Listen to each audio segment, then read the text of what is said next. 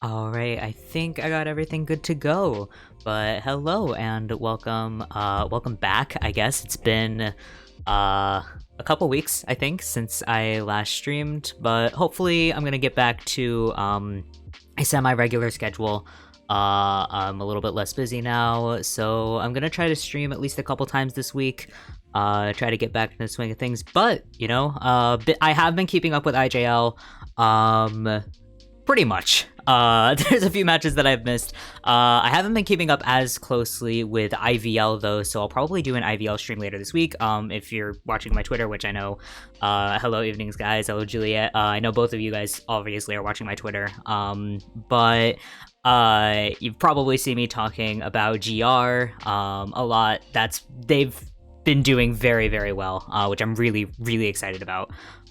So yeah, I'll probably do that's obviously not what we're talking about today, but yeah, I'll probably do an IVL stream later this week. But we're back to IJL. Just get back to the swing of things. I did want to focus on the teams that we didn't cover in the last stream, so just in case you guys missed the last stream, that's up on my YouTube. I think it's probably expired from Twitch by now, but it's up on my YouTube, also under 206 Bones. Check it out. I did RC versus Scars and AWG versus Fav, I think. Yeah, those are the matches that I did. So today we're going to be focusing on AXIZ Wave, Fennel, and then for the second match of the stream, we're going to be doing ZETA versus Scars. Now, obviously, we've already seen Scars, but ZETA versus Scars, very, very highly anticipated matchup. They've been the IJL finalists for the past, 3 years. I think, yeah, pretty much since they formed, ZETA and Scars have been at the top of the pool. So yeah, excited to get to that, but of course we are going to start with AXIZ versus Fennel. AXIZ Wave has been doing really, really well. They were, I think, the only team, yeah, I think they were the only team that didn't go through any roster changes, which, hold on, is my audio, is the, music working? Let me know. Yeah, let me know if the music is on. I just realized that it might not be, or if you guys can hear it. But anyway, yeah, AXIZ Wave they didn't go through any roster changes, but they did somewhat switch up their lineup, and I think at this point, so we're on day 6 of the competition here, so obviously we have seen both these teams already. Technically, I haven't gone over any of these teams yet, so we're technically seeing them for the first time here, but we haven't seen, I don't think we've seen Riaze play, on the Hunter side. I think it's just been KKK, so as far as I know, I think that's been the case. So yeah, they've been playing with only one Hunter, which is a little bit different from how AXIZ Wave usually does it, but it's been treating them pretty well. Right here, you see they have a 3-1 record. So they've been doing very well. And I think they've really benefited from being one of the only team, or I think the only team, that didn't have any roster changes across the board. I think every other team had at least one change. But AXIZ Wave, same team that we saw in Koa, same team that we saw. I think it actually hasn't gone through any shifts since last year at the soonest. But moving on to Fennel, we did see a couple of minor changes in Fennel. I actually don't think that I don't think they went through any major changes. But we still have Hasha as the main hunter. Still have not seen PP Cha. He's still been kept in reserve. Hasha's been still doing really, really well on that hunter side. They are at a 2-2 record here, but still not bad. I do think, unfortunately, the only IJL team right now that has not won a single match is AWG. They've been kind of struggling in just kind of in all areas. I feel like they're not doing too badly, but they've been fumbling. They've been fumbling a little bit. I think that the new meta is not great for them, especially on the hunter side, and it's been a little rough Irohasu though has been doing really well. Their new round 1 hunter. He's not Brontal, but he does have a lot of room to grow. And I'm very excited. He also has a very, very cute esports Sona, which just got released last week. It's the butterfly girl in the lineup is Irohasu. That's off topic though. That's completely off topic. We're not even watching AWG today, but AXIZ Wave is going to be surviving first. As we can see, we've got their survivor lineup here. AXIZ Wave is always just a fun team. Fennel as well. Fennel has gotten really fun in the last year. I mean, I've been somewhat paying attention to Emko on his solo streams. Very, very strong harasser there. But yeah, I mean, I feel like Fennel and AXIZ Wave are pretty similar teams, especially now that AXIZ Wave doesn't have that they're only working with one hunter. I mean, obviously Hasha and KKK are fundamentally different. But in terms of their survivor side, they do kind of have, you know, they have a really good synergy going on, which I guess you could say for every team, but you know, it's the vibes. Like I would say Scars is more of a like focused team, I suppose. RC is obviously very, very silly. I feel like AXIZ and Fennel kind of fall in the middle of that. But getting back on topic here, we're going to look at Tuna with the Acrobat Coordinator and the Puppeteer. Puppeteer! I don't remember if we saw a lot of Puppeteer on day 1, but here on day 6, we've definitely started embracing the Puppeteer. He's been a really, really strong opera singer counter. He kind of struggles against some other hunters. I'm not sure if we've seen him against Ivy. I also haven't, in the matches that I've watched outside of streaming it, I've been watching, like, not very focused, because a lot of the matches that I've caught, I was catching at work. So I was like half watching and really only paying attention to the results. But yeah, I'm locking in. I'm locking in from here on out. We're going to look at Takako here, Rescuer with that Wildling Mercenary and the Psychologist. Yeah, I'm excited to see kind of how round 1 continues to evolve, but we'll get more into that in a second. Otto here with the Magician, Prospector, and the Aeroplanist. With the rise of Puppeteer, we've actually kind of seen less Aeroplanist. He's a much rarer pick now, I think because he's a little bit more high risk. And if you can lock in a Mercenary, at this point, if you can lock in Mercenary and Patient, it's a little bit more reliable.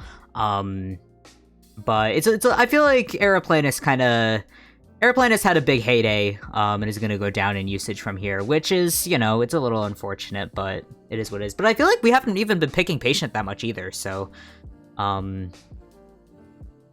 yeah. And finally, rounding out the Survivor lineup, we're going to have Nyan with the Cheerleader Coordinator and Forward. So yeah, like I said, AXIZ Wave, a lot of harassment, a lot of team support, very assist heavy on these characters.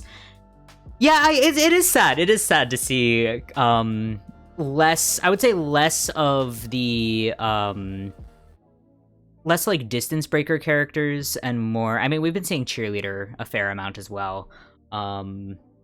But I feel like we're sort of returning to kind of a version of Dream Witch meta. I mean, I've actually started watching old, like, oh, hello, what happened to the stream quality? Please return to normal. Oh, okay, we're still on HD. All right, that was just their feed and not mine. Cool. Got scared for a second, thought that was me. But Hasha here with Classic 3. We've got the Ivy, Sangria, and of course Dream Witch rounding us off there. But yeah, I feel like, especially watching, because I started watching 2021 IVC, so we're looking at like baby teams, not baby teams, but like the baby versions of the teams that we're seeing now. And it's so interesting because like that's old Dream Witch, like this is pre-Poland even, is what I'm watching in my spare time, and it's fascinating because it almost feels like Dream Witch heyday was basically just Ivy. Yeah, it's great. The only 2 survivor bands. There's only 2 survivor bands in round 1 back then. Like, can you imagine? Which, like, to be fair, there were significantly less survivors, but also only 2 survivor bans. It would be 1 ban, and then you lock in 2, and then another ban, and then you lock in 2 more. And yeah, Gravekeeper was picked, like, both times in the first round. That, yeah, Julia and I were watching it together last night, and yeah, Gravekeeper was picked twice. It's crazy. I missed the map pick. I think that was Ever Sleeping. I'm gonna rewind half a second because I got distracted. Okay, Moonlit ban from Fennel, and Ever Sleeping...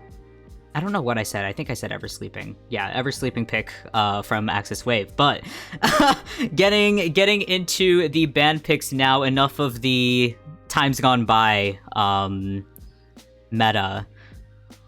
But yeah, we're going to ban the Coordinator as well as First Officer here coming up. And we're going to lock in Magician and Aeroplanist. You know, all of that talk about how Aeroplanist hasn't really been seen, and I'm just eating my own foot right now. But I feel like they are, with this lineup, I feel like, Double Rescue Ban does generally lead to, well, I mean, I guess you can get away. This leaves the floor open for Hasha to pick whoever, either Ivy or Sangria here. You really, I mean, AXIZ Wave is definitely countering primarily, I would say, Opera Singer, but a little bit of Ivy as well. And yeah, I guess we'll see, you know, how this team stands up against Ivy. I'm still learning how she works in a competitive context because, again, I haven't been watching kind of with my brain turned on.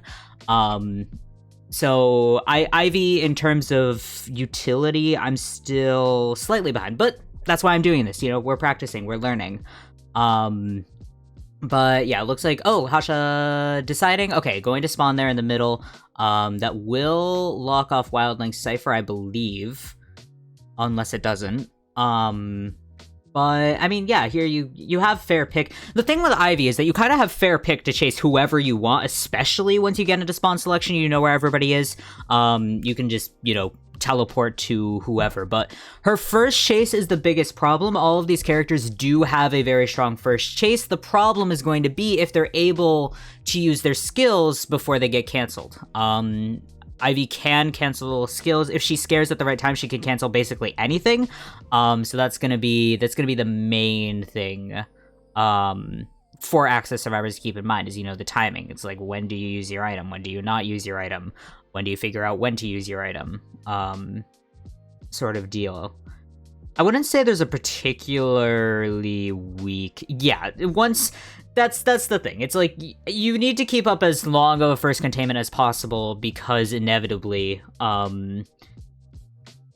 as soon as she gets that first down, it's over. Very much like Dream Witch, which is why, you know, very much also not surprised to see Hasha, you know, immediately going for that Ivy. He is a Dream Witch main regularly, so yeah, it really does feel like Ivy is kind of the new Dream Witch. But heading in, we're on round 1 first half here, going to go towards the graveyard, finding Tuna there. Okay, yeah, and we are going to go ahead and get our first leech in, but Hasha's actually going to switch targets immediately over to Nyan, getting that scare right before going for the leech there. So we do have about 51 of the fear stacks here.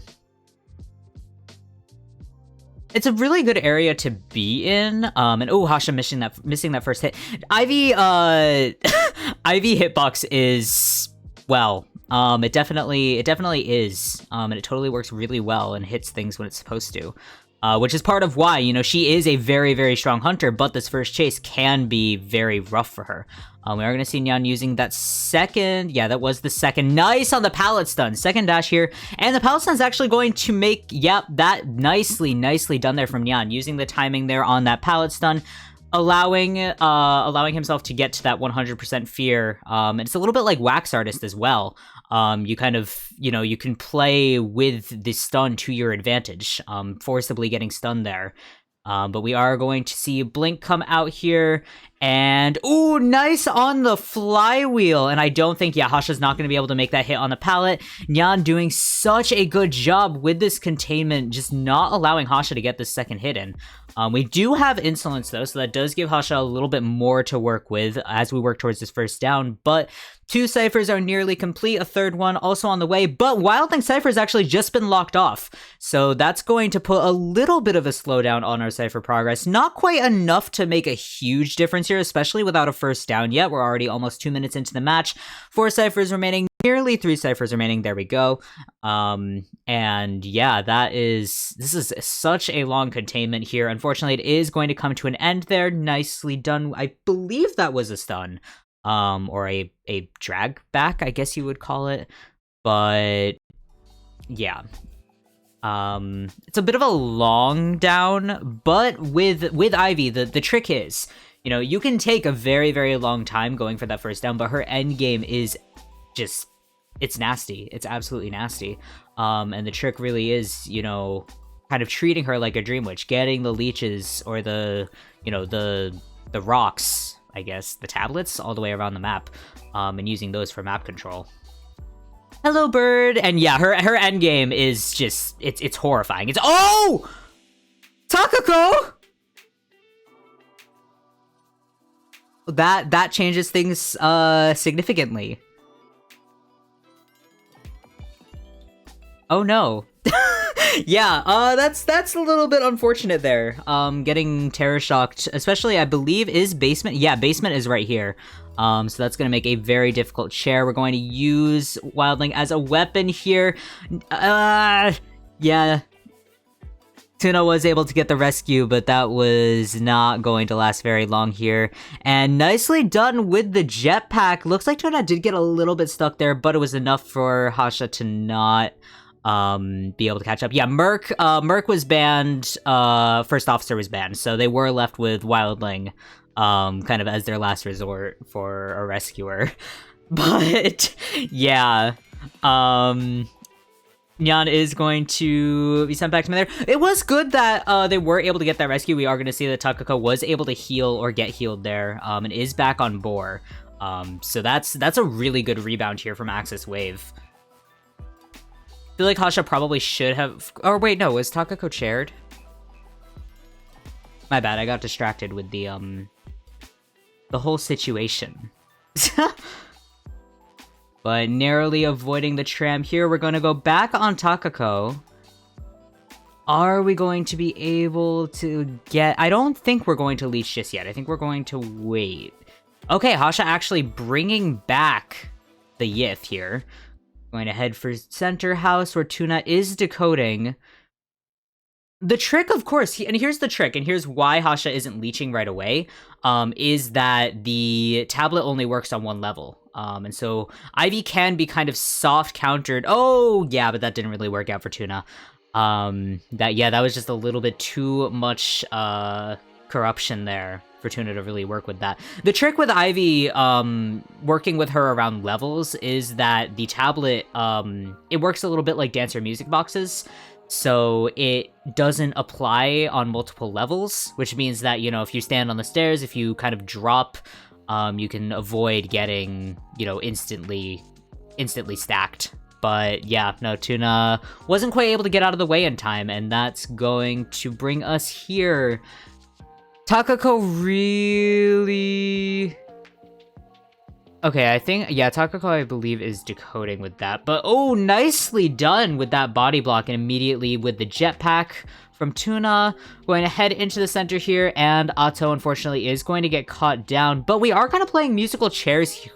We're playing musical chairs here just a little bit. And Takako has been able to decode. The problem, of course, is that, you know, Wildling on Final Cipher is not really ideal. We have both survivors injured. We're at 4K pace, absolutely. Coming up here, because there's no way for them to decode that Final Cipher. Because Hasha has been given kind of the freedom to... Oh, wait! Did he not see? Oh, he didn't see Tuna healing. Oh, he didn't see Tuna healing right there. Well, I guess that is what it is. Either way, yeah. There's a lot of pressure going on here. That fear did not stack. But we're just waiting on the leech. Okay, yeah, going to go ahead and leech. And Hasha, unfortunately, missing the hit there on Otto. Getting the hit on Tuna instead. We do have Takako leeched over there, so Hasha can go ahead and teleport. Yup, is actually just gonna go and teleport over. Oh no, actually teleported to the center here to continue the chase on Otto. Otto can be leeched here, and yeah, that's exactly what's going to happen. Nicely done with the corruption, using the blink to get through! And yeah, needed to get that down as fast as possible there. Really nicely done there. Especially when you're in a situation where you're looking for no endgame, it's good to use the blink, and of course Hasha doesn't have trump card. So yeah, endgame trait there. Good to use then. Takako not looking at any any of these scares. But the ciphers are actually not looking bad here at all. Hasha really keeping up the pressure. We're gonna just leave the Yith here. Takako already has the area to deal with around that cipher, which Hasha can go ahead and teleport to. And is actually just gonna go ahead and teleport to. Yeah, once Tuna's forced into the graveyard here, it's pretty much fair game. Hasha can just keep switching targets. Yup, Takako's gonna get on board, and Hasha is gonna go ahead and look for Tuna again, with that Yith. Yeah, we're gonna kind of try and get the hit on the boar, but the trick here is to make sure that Hasha just knows where both survivors are at all times. Losing track of either survivor is gonna be a little bit of a problem. I say only a little bit of a problem because it's really not that much of a problem, especially at this point. I mean, they do have two ciphers pretty much, almost primed, but the problem is that Hasha can just, you know, continually teleport to both of them, and the survivors can't really do anything about it. And that is Takako down here. Tuna still hard at work at that cipher, but Hasha's just going to go ahead and immediately teleport over. And, ooh, Hasha actually expecting Tuna to go into the graveyard, but that's not going to be the case. Was that... Did he just hold down on the thing to, like, give a wider field of vision? That's so smart, actually. I'm going to swap back to the Yith. I think we're going to go for the struggle-free... Oh, maybe? Okay, no, we're actually gonna go for the chair here. Oh, it's because we have decisively found Tuna. That's what that is. Tuna did get a perfume. That can be used here, but obviously not as effective. We also have Blink almost up, so... Yeah, this containment's gonna last a couple more seconds at best. Unless Tuna's able to pull off something crazy here, but yeah, with the Blink, that is... a 4-man elimination here in the first round for Fennel, which is not entirely surprising. This has kind of been the way it's been with Ivy matches for the, I would say, foreseeable future. We kind of moved from, which I guess is how, you know, that is how it works. You get one completely overwhelmingly dominant hunter. She gets nerfed. Well, she hasn't even been nerfed significantly enough to take her out of the meta. Opera Singer is still hard meta for both round 1 and round 2. Right now, we just kind of have 2 hunters that are at the top of the bill. And yeah, I was gonna get to that after the match as well, because Bird did bring it up. Allegedly, they are nerfing. They're nerfing Ivy. They're nerfing Sangria, and they're buffing Leo, which. Honestly, if we go into the upcoming tournament season and Helllember is hard meta, I will not be complaining. That'll be awesome. I feel like it'll be a little like, I guess it's a little bit like Bane. When they buffed Bane and he was suddenly meta. I guess that's what they're trying to do. And I guess it was Clown season, and then it was Gamekeeper season. So I guess it's time for Helllember season. If we're if we're going back to like beta release hunters.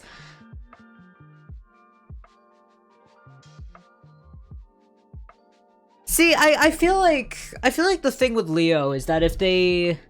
I don't know how they would adjust him, but the problem with him is that his camp is really good, but his chase is really bad. So, like, you can't rescue against him.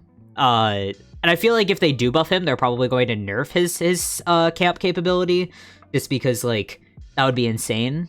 You know, you get quadruple teamed on the chair. It's like, what are you going to do? Oh, yeah, so that'll, if it's end of season adjustment, then it'll be, when does the season even end? It probably ends in like a month and a half from now, because we're looking at, well, no, because, okay, yeah. Oh, that's sooner than I thought. It's only like a month away? That's kind of a short end of season. Yeah. Yeah, I feel like the breaking the puppets, I feel like they kind of take a while to break, as it is. But is it seriously only 3 weeks? It feels like longer. Third Essence's anniversary though, right? Okay, yeah. Yeah, that's what I thought.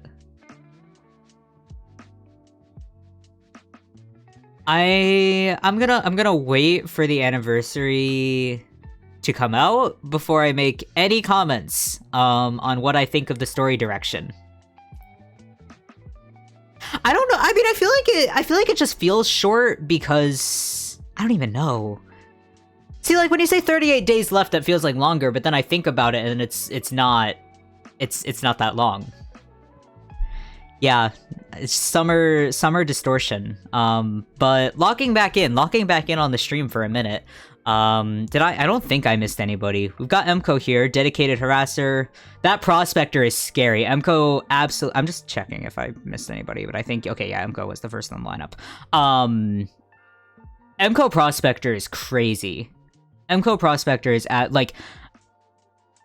Emco prospector made me pay attention to Fennel. Well, also Myken rescuer. With the Myken has good taste in skins, which is why I started paying attention. But, no, Myken is a really good rescuer. He does have a complicated relationship with the tram, though.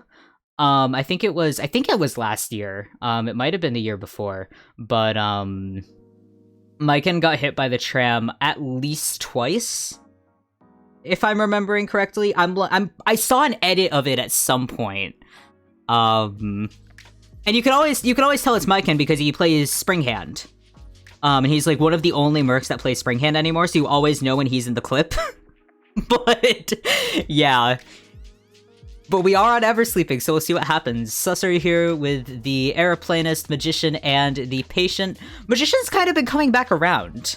He had his moment, and then he left again, and then now he's back. Which I think is interesting, especially with Evelyn. Especially with Evelyn, you know, releasing. I don't know. I feel like, well, the thing with Evelyn is that she's a strong, like, stealth kiter, but I'm interested to see how she works in tournament because I feel like her actual decoding utility is not so great. But we'll see how she. I haven't seen her played in high tier yet, and I haven't seen her played.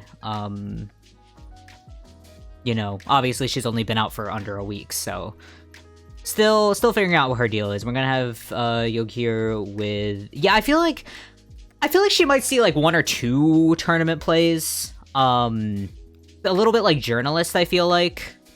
Where, you know, you kind of see her, you have a couple of teams that will like bring her out, but no, it's so funny. It's so funny because like I was kind of whatever on her at first. Because I was just kind of like, okay, like, she's here. I guess they're doing a decoder, you know? And then they released the fact that her, like, she takes a million... I think it's... They reduced it from 100% debuff to 60% debuff. And if you bring... I think with Persona trait, you can reduce it to 40%. But, yeah, it's... it's not pretty. It's absolutely not pretty. It's also... It feels personally targeted to me hunting as well, because I am historically terrible at following magicians, at following first officers. I can do it, but I'm bad at it. Evelyn, however, I can't. Absolutely cannot tell where she is at any time. It is horrible. But yeah, heading into the match here, I did kind of talk through band picks there. Kakaka, awesome hunter to watch. He's got a really, I think he's probably got... I didn't actually see who... You know what? No, I'm going back momentarily because I didn't see who they put up for his Hunter mains. I'm curious about that. Okay. Interesting. That's actually kind of interesting. He hasn't been playing Bonbon nearly as well. He's technically a Bonbon main, but he hasn't been playing Bonbon, like, pretty much at all. Mostly because Bonbon's just really fallen out of the meta. But yeah, Ivy, Opera Singer, very kind of, you know, traditional. He is the main hunter now, so... Oh, man. Yeah, no, I can't imagine getting that far up in Survivor ranking. I mean, I don't play enough, but I was grinding rank earlier this week, and I'm back in Mammoth, guys! After taking, like, 3 seasons off Survivor rank. Doing great. But yeah, I'm interested to see that KKK has the Bonbon listed. He's been mostly playing Hermit. He's been playing a lot of Hermit, which I am very happy about. But yeah, I guess it's, you know, interesting that Hermit isn't listed there. Anyway, we're going to see Magician, Acrobat, Mercenary, and Prospector rounding us out here. Harassers are kind of hit or miss, literally. If we're looking at an Ivy here, then... Although, I do wonder if we're actually looking at an Ivy, because these are a little bit more, Opera Singer bans. Ivy does tend to ban... Okay, yeah, we are actually going to see Opera Singer here for our first round. That's kind of been how it's been. IVL... Yeah, we've been seeing less Ivy in IVL as well. Because most of the hunters are just kind of sticking to what they know, sticking to the Opera Singer. A lot of them don't have as much, or some of them don't have as much of a Dream Witch anymore. But Ivy, we've been seeing Ivy, but I feel like Opera Singer has been kind of the more dominant pick, especially round 1. But to be fair, it is kind of either, you know, Ivy or Opera Singer. It's very much playing it safe. It's very much playing it safe. IJL tends to be a little bit more risky, a little bit more varied with the picks. I mean, we've seen at least 2 journalist picks. I think from Fav. Fav tends to pick journalist. But, like, either way, you know, you would never see that as much in China. However, they do pick Painter. They do pick Painter pretty often in China. So they have their own like kind of risky picks, but it's overall it's much more safe. It's much more safe than IJL. For IVL, yeah.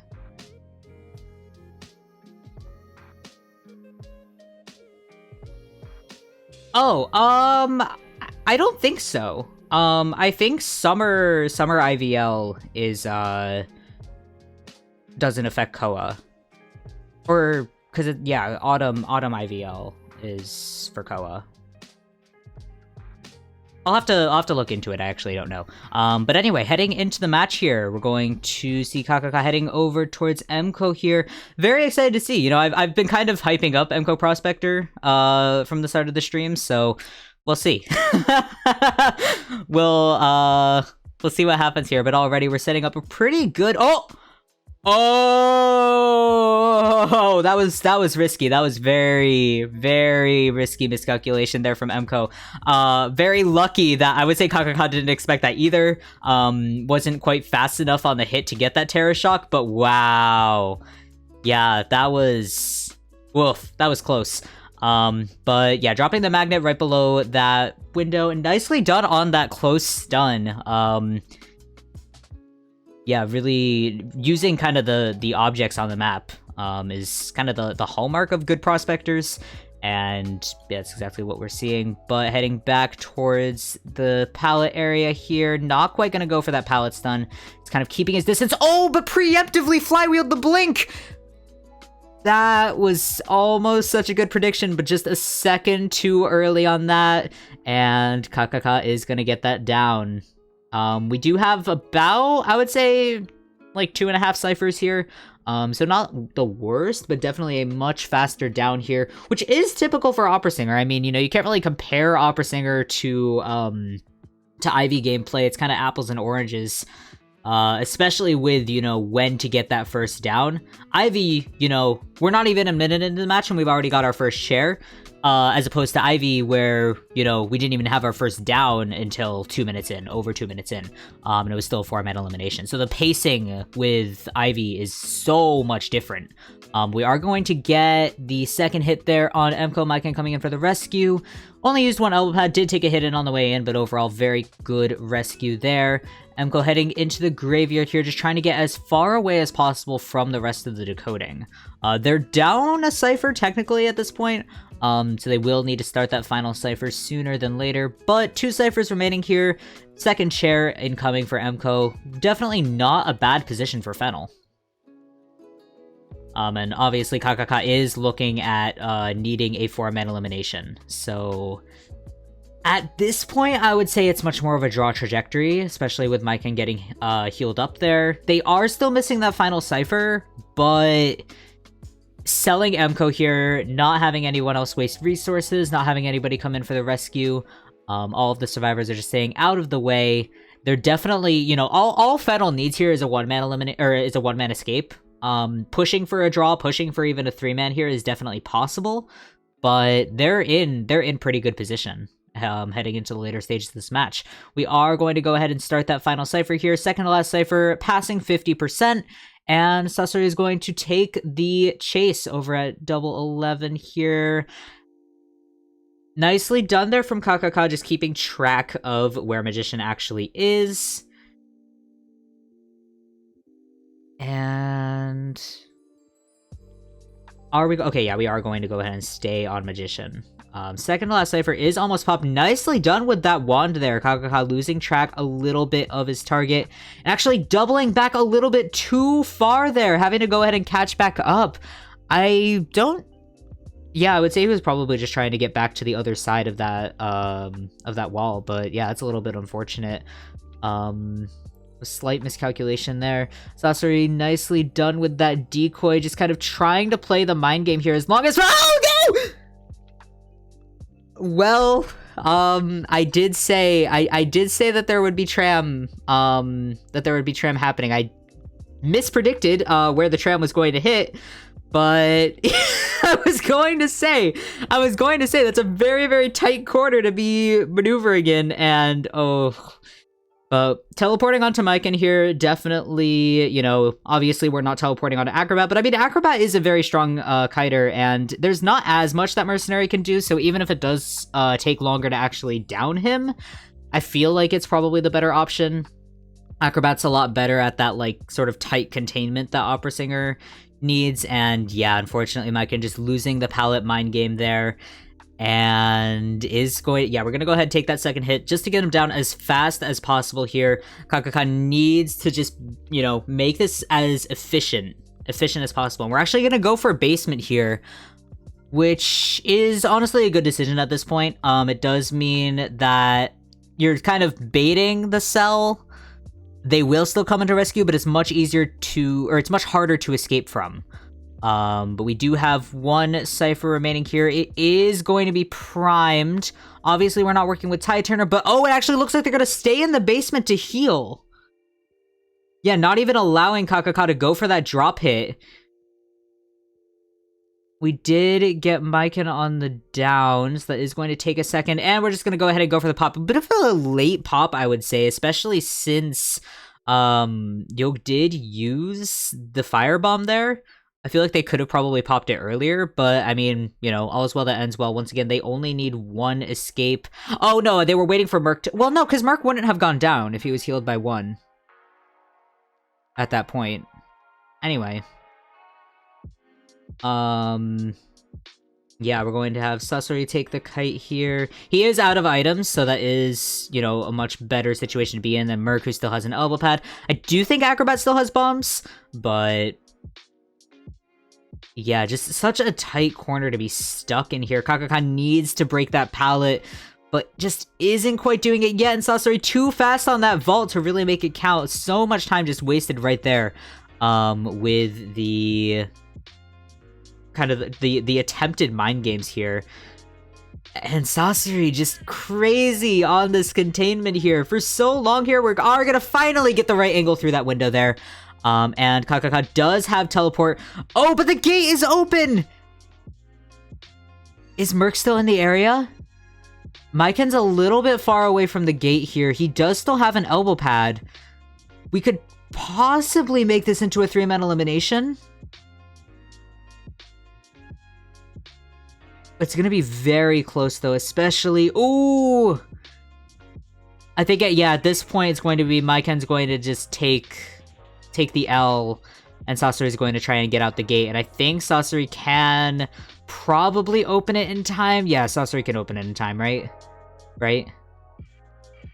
No, unless Sasori's actually leaving the gate here, not confident in his ability to get it open in time. We're going to go ahead and hide. Maiken does still have self-heal, and he's much closer to the gate. And oh, Sasori getting caught out there, not quite able to hide. He has exhausted self-heal, but the problem here is that Maiken hasn't. I don't think he's close enough to the gate to make it escape like this. But... okay, yeah, no. He was actually only at 92% healing. I would love to see his Merc build. I would love to see that Merc build. Do you have sticker on? But yeah, I mean, with the amount of hits they took that match, definitely not surprised that it took that long to heal.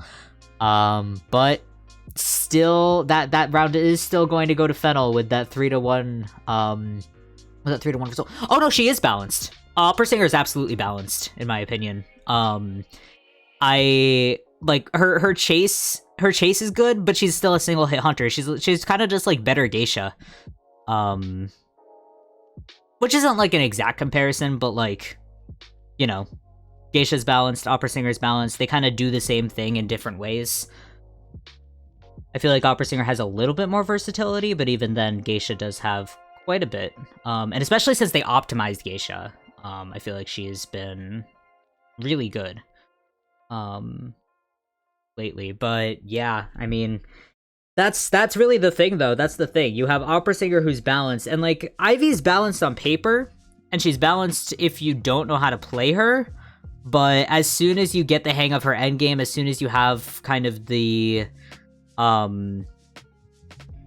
map control that she requires, you know, once you have that down, she's pretty much broken. And you know, I hate calling hunters broken. I do. But sometimes that's just how it is. She's like, it's frustrating kind of to gauge Opera Singer, to gauge Ivy, because like, yeah, her early game is garbage. Her early game is just terrible. But as soon as you get that presence, as soon as you get that map control, as soon as you get that one elimination, it's basically prime Dream Witch. Just Dream Witch in her absolute heyday. So, yeah. But moving on to round 2 here, if I can get my timestamp straight. I think I'm about there. That's too far.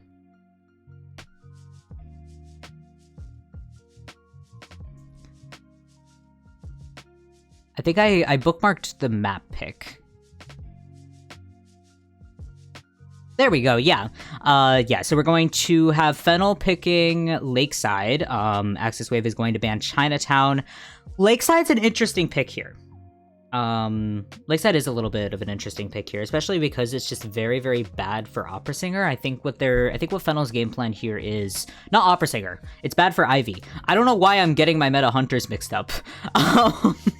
But yeah, Lakeside is very bad for Ivy. So I would say that their plan here is to ban Kakaka's Opera Singer, force him to take out, I would say probably maybe Hermit? Maybe Hermit on Lakeside? Hermit's not great on Lakeside, but he's not unplayable. Possibly Disciple could come out there too for Kakaka. But from the Hunter side, from Fennel's perspective, Dream Witch, definitely on the table. Clerk, also on the table. Opera Singer on the table. I mean, Hasha's pretty much got, you know, full control. That Lakeside pick's really, really strong. Hello, Trickster! Welcome, first time chatter. Except we have definitely talked before. If Kakaka pulls out a lizard here, I can't take that. I can't take that. But that would be too much for even me. Yeah, Night Watch and Wax Artist for sure. Lakeside's such an interesting map because it's so bad, but it's also so good. But it's also so bad. It just really depends. I would say it really depends on Survivor rotation, honestly. I feel like Warp is definitely going to be big here. I would really like to see more Warp kind of used on the ledges here. Honestly, I might go back and cover, actually, I could do a video. I'm gonna do a video. I'm gonna actually write this down for myself because I think that's a better idea. I'm gonna do a video on, GR versus ZQ.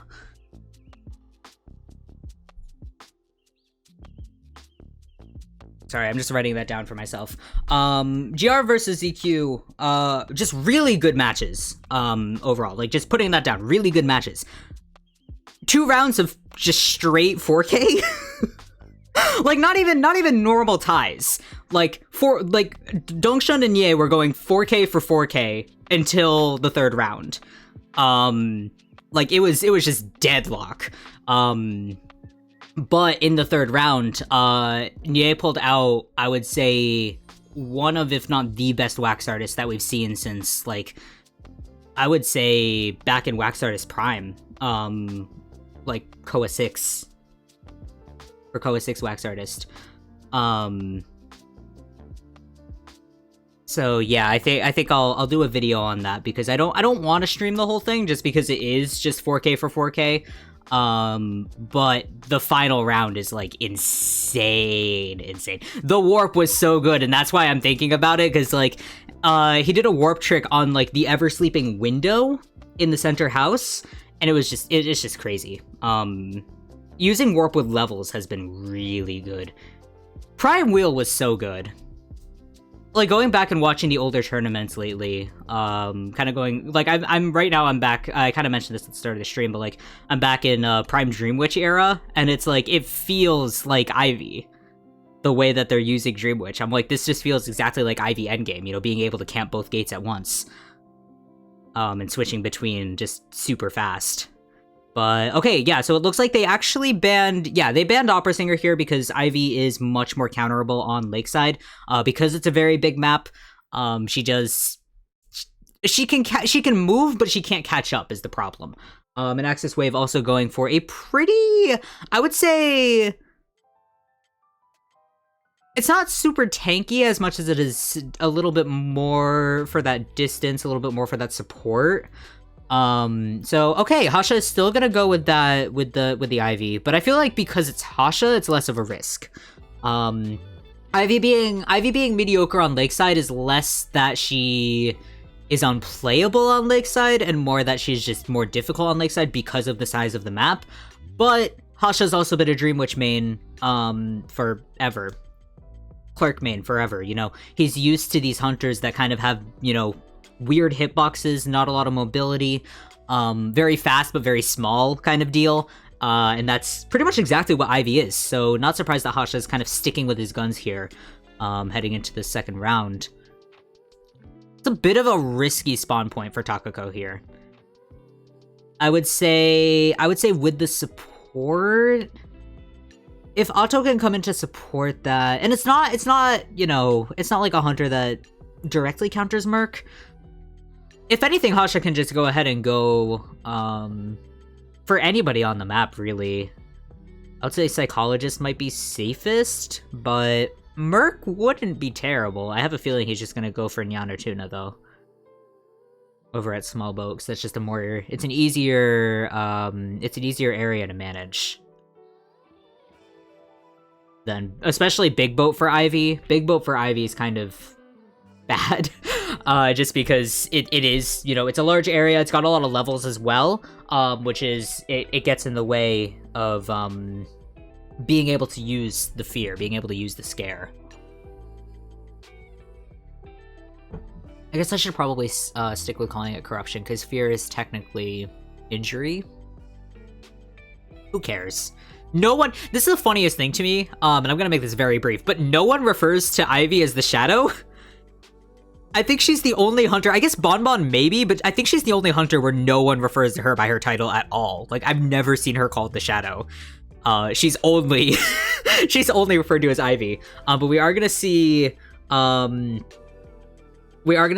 Hasha kind of moving around here to pick a target. This is very Dream Witch maneuvers. Okay, yeah, we're actually setting up on either side of the map here. Going for Takako in the corner there, and putting pressure on Tuna as well. So, yeah, we're seeing kind of this long-range strategy here.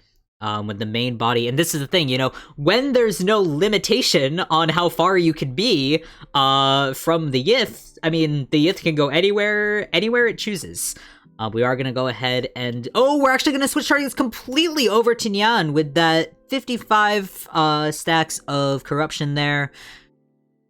And yeah, ugh, that is kind of an unprecedented target switch, but I feel like it does work here. I mean, obviously, oh, we're gonna use the blink there to try and get that 100%, or try to get a little bit more fear on. Unfortunately, that's not quite working. Jan just not looking. Oh, nicely done on that pallet stun. Once again here, yeah, we really are seeing sort of the, oh, that was the Yith there going for that sphere.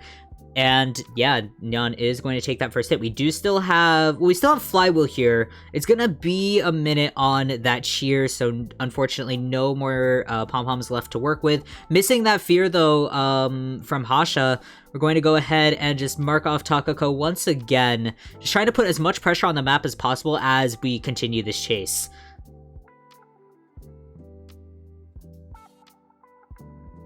But heading once again for Nyan here. I think Otto is in the area, if I'm not mistaken. He was on the boat. But we were actually able to go ahead and pressure Nyan once again here. We do already have 2 ciphers completed. We're looking at over 2 minutes into the match, just now getting our first down.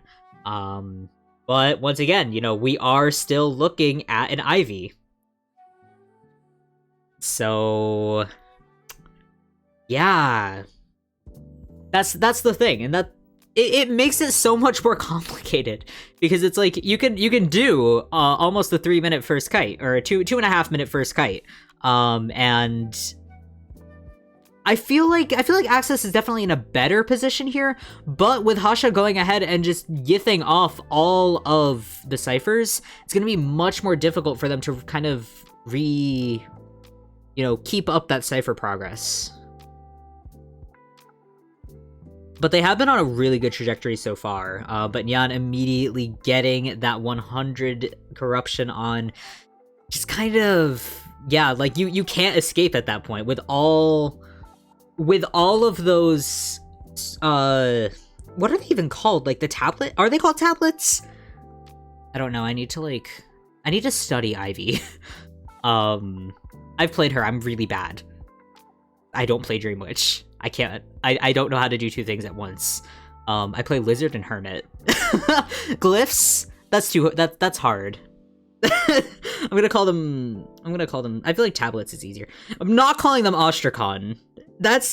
Yeah, tablets, artifacts. I've heard tablets, I think, the most. So I guess I'll just stick with that. But oh, another wait, a Terror Shock into the stun. Wait. Oh, wait. That's exactly why Ivy Camp is crazy. The double Terror Shock. Oh my god, and that just changed. They had a Prime Cypher and everything. If that rescue had actually gone off and worked, that would have probably been a 4-man endgame here. But just immediately... Oh my god!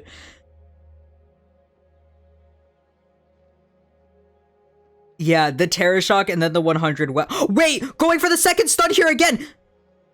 Okay, Tuna needs to be very, very careful here. I think that's the Prime Cypher. I mean, that has to be the Prime Cypher. But they can't even pop that Cypher now. It does look like Otto's going for the heal. Yeah, okay, they're gonna go ahead and heal up Merc. Which is a good decision at this point, because it's very likely that Psychologist is not even gonna be able to pop that Cypher. And they're gonna have to go for another rescue. But just, wow. Wow.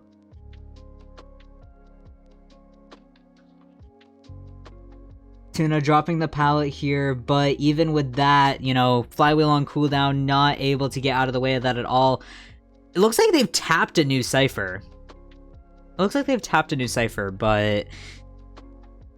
oh my god. Yeah, that just... I mean, to be fair, it would have probably been a difficult endgame regardless. However, that just completely swung things in Hasha's direction. In just a second.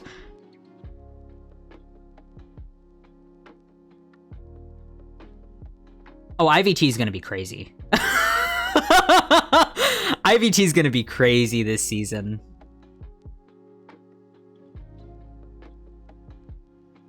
But it does... okay. They might be able to bring this back around. Otto's back at the Prime Cypher. Pasha not quite able to get this hit. But are they going to go for the pop? Are they going to go for the pop? No. They're actually not... okay, now they're going to go for the pop. They keep doing these very late Merc pops, which... I don't know about that, but... yeah, the Gith is over at the boat gate, which has been tapped, but it does look like they're actually going to go ahead and take their time with it. I think the strategy here... oh, okay. Okay. Tuna actually just used the stress heal to heal up Takako, so we do have a full health Merc now. That might... that's interesting. That's really interesting.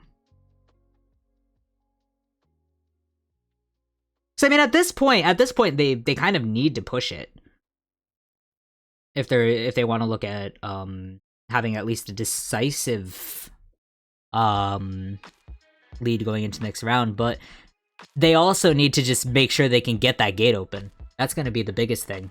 Is just getting the gate open, against an Ivy. But I think Takako is going to be able to do it. Yup, Takako is going to be able to do it. Hasha was just a little bit late at getting to that endpoint, but Takako, wait, don't go for it again. Are we going to go for another rescue? Takako, think very, very long and hard about this one, okay?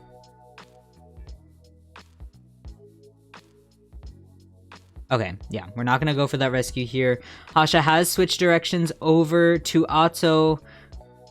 And it looks like we might be setting up a sandwich here. And yup, Otto is going to go... oh, wait! That looked like it was going to be at the bottom. That was at the top? Wow. Nicely done there. I thought that the tablet was going to spawn at the bottom, but I guess Hasha did it while he was still registered to be at the top. That was... man. That was crazy. That was just such an up and down match. Just really, I mean, kind of, that's also the thing with, like, you know, Lakeside's not a bad map for Ivy, but it's, you know, it's just much more levels. It's a more complex map than, like, you know, Eversleeping. So Church as well. But I mean, a draw does put Fennel still in a good position. It also puts AXIZ in a good position too. I mean, they're down. I love this now, by the way. I really love that you can see the points now. It is in totals, but, like, hey, you can actually see the points between rounds now. It's great. But yeah, they're still 3 points down. But with a draw, I mean, that doesn't change. And they can definitely, I mean, 3 points. If Kakaka is able to 4-man or something in the next round, or at the very least, you know, get 3-man elimination, even just a draw, take him into the next round. It's kind of what they need to push for here. If I can get my timestamp to not go too far, I can head into the second half of the round.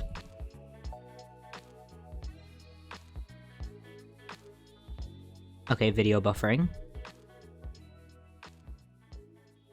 Should be coming up soon. There we go. All right, heading into the second half of the round. Also, during the match, welcome back, Joopy. Also, hello, Bugs. Good to see everybody once again. I am gonna try and stream a little bit more often now that I have a little bit more free time. It's been a couple weeks, I think, since I last streamed. But we are so back. We are so back. Alright, it looks like we're going to ban the... Okay, we're going to ban Coordinator and Antiquarian. We're also going to ban Opera Singer. I don't know if Kakaka has an Ivy, actually. I mean, he does, but I don't know if I've seen it yet. He's probably played it, though. We're going to see Seer, Aeroplanist, and Mercenary. I am eating my foot. I am eating my absolute foot saying that we're not seeing as much Aeroplanist. Like, it's definitely just, like, a specific teams thing, but beginning of the stream, I'm like, yeah, we haven't really been seeing Aeroplanist as much, and then immediately he's picked in almost every match today. It's like, okay. I get it. I'm allowed to be wrong about things.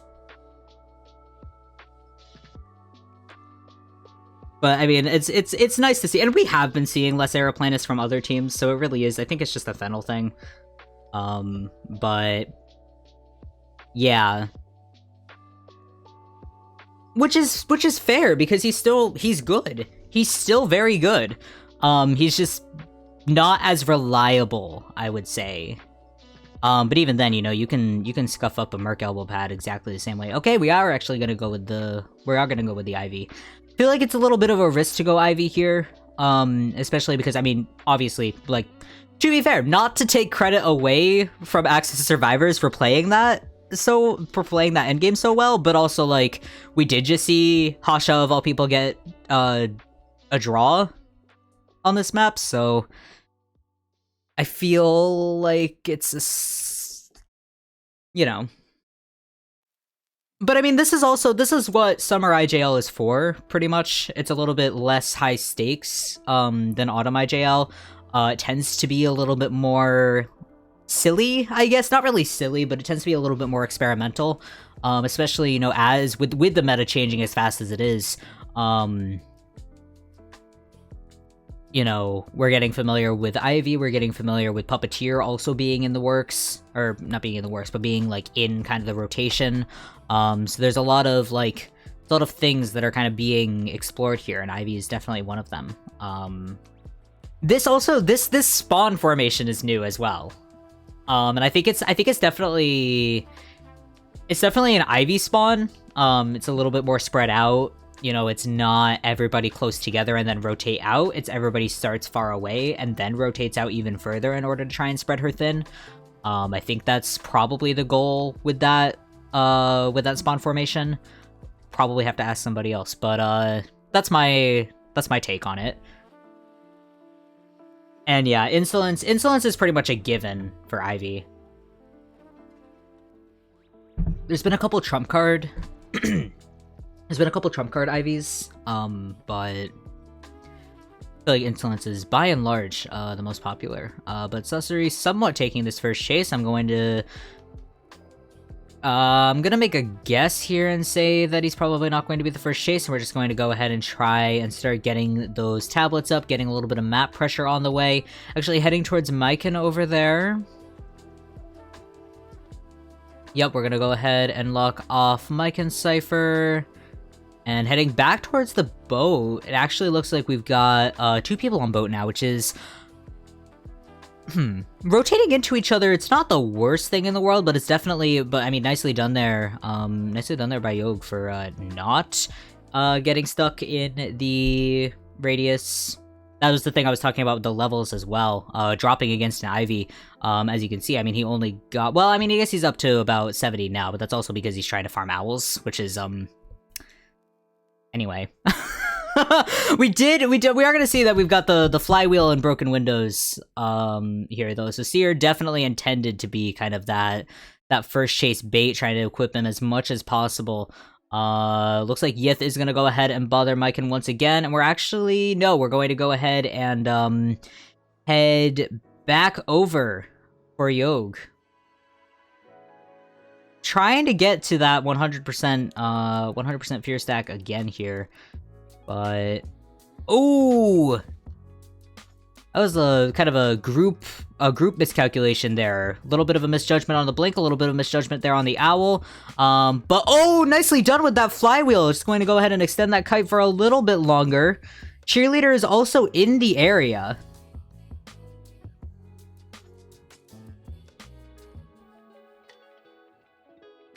But I mean, this area has been a little bit kited through. I think that the Yith circle being there is not doing Yogg any favors, but that's not quite long enough to really make a difference. And that is going to be our first down here. A little bit over 2 minutes into the match, but it's an Ivy. That's the thing. It's such a different way of playing the game than we've seen for a very long time, and it is also very reminiscent of kind of the old strategies, you know, longer matches, a lot more Cypher pressure from the get-go, as opposed to later on. It's very interesting. It's very interesting to watch. But we are going to go ahead... Oh! The terror shocks are crazy!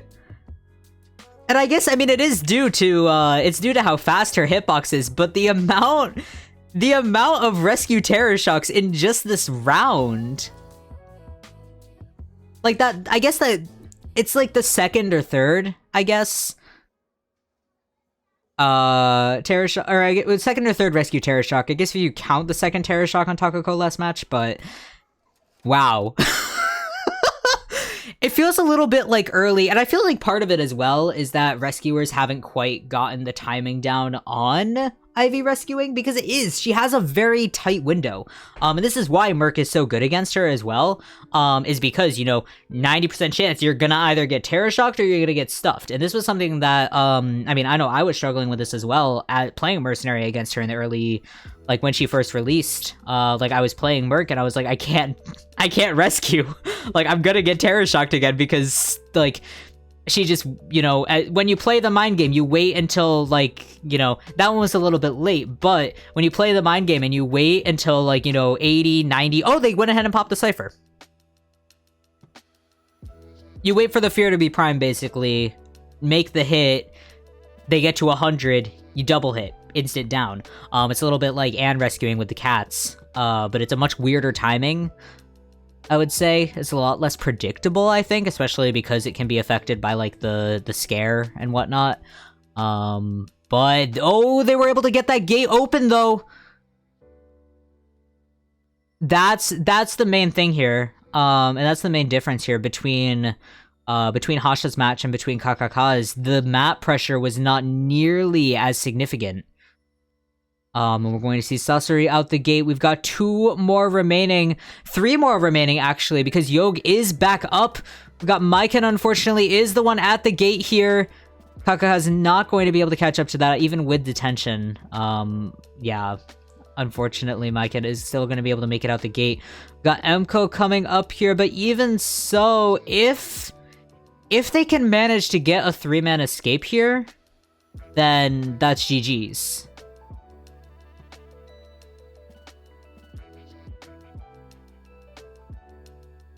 But KKK, there's nobody at that gate. KKK. They only have to avoid you for 30 more seconds. Yogg is going to go down, but that is going to provide enough time for Emko to make it out the gate. And that is going to be GG's here. And the win for Fennel. Just, wow. Overwhelmingly. deciding that victory there. But hello, thank you for the follow, Music Man, and thank you for the raid as well. I guess it's I mean, I'm about to switch to the next match, so I am going to be taking a quick break, but please don't go anywhere. It'll be like a minute. I'm just going to catch the stream up to the next match, and then we'll get things back on track. But yeah, I mean, I will take a second here. And thank you for the follow. I didn't quite catch your username. It just went by. Sorry that none of you can chat yet. I do have it off for the bots, but thank you guys for coming. Thank you for the raid. And yeah. It's see, Kakaka is very good if they let him play Hermit. If Ryaze comes back as well. But when Kakaka's set up with Hermit, it's a much different story. But Fennel having that round two map pick really kind of cemented it in their favor. But on the note of Hunter meta, I feel like I mean personally my least favorite meta era was Nightwatch. Which I don't know how controversial that is, but I think my least favorite part about Nightwatch being meta was that no one was willing to let him go after he got nerfed. Because there was a period like at the beginning of IJL Autumn last year, there was a period in which Nightwatch had just been nerfed, but he was still quote unquote meta. But with every batch that he was picked, it just became more and more apparent that he wasn't meta anymore. The fact that like his dash got basically cut in half, and it was very apparent. But he kept getting played because he was like, oh, well, you know, we're still playing Nightwatch. He's still kind of meta. I was like, please move on. Clerk meta was fun. I wish Clerk meta would come back, if only to have a little bit more variety in the Hunter playstyle, which is why I'm excited for Ivy, because it's a different Hunter. We've been seeing so many dash hunters, so many dash plus single hit hunters that, you know, the matches have gotten very predictable, I feel like. I actually don't think I caught that match. I watched part of finals, but I think I just I didn't catch finals, and then I was like, well, RC lost, so I'll just watch it later, and then I just never... I need to watch finals. I need to watch Koa finals. That's my bad. I'm slacking on my tournament watching. See, I was sleeping. I actually think I was working that day. Oh no, you know what? I remember this now. I remember this vividly. I was working that day, and I watched part of RC versus GG on my break.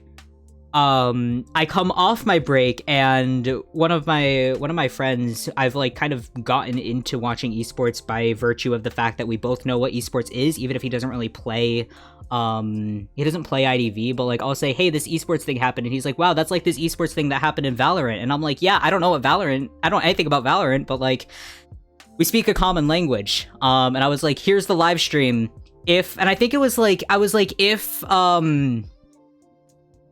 it was some situation where I was like, if they can get a draw, we're like still alive. And my friend comes back from his break and is like, yeah, that didn't happen. And I was like, oh, okay. That was an interesting day. Watching,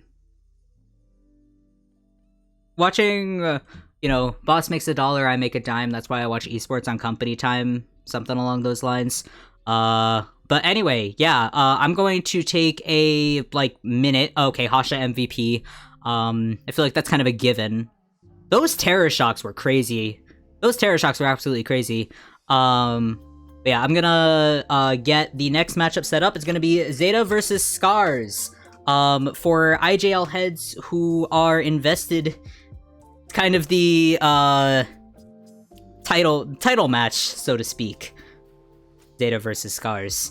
But yeah, I will be right back. Don't go anywhere.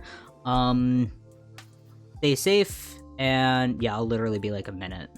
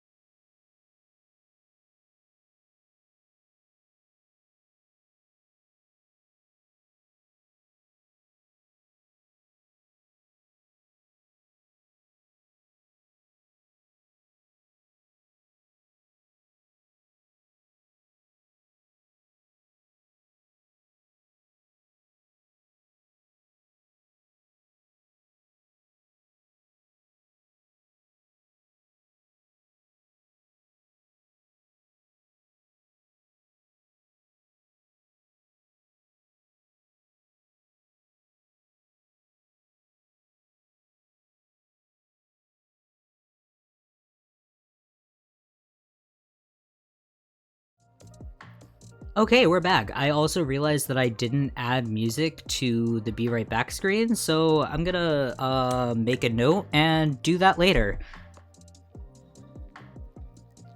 So sorry for leaving you guys sitting in dead silence. But yeah, we're back.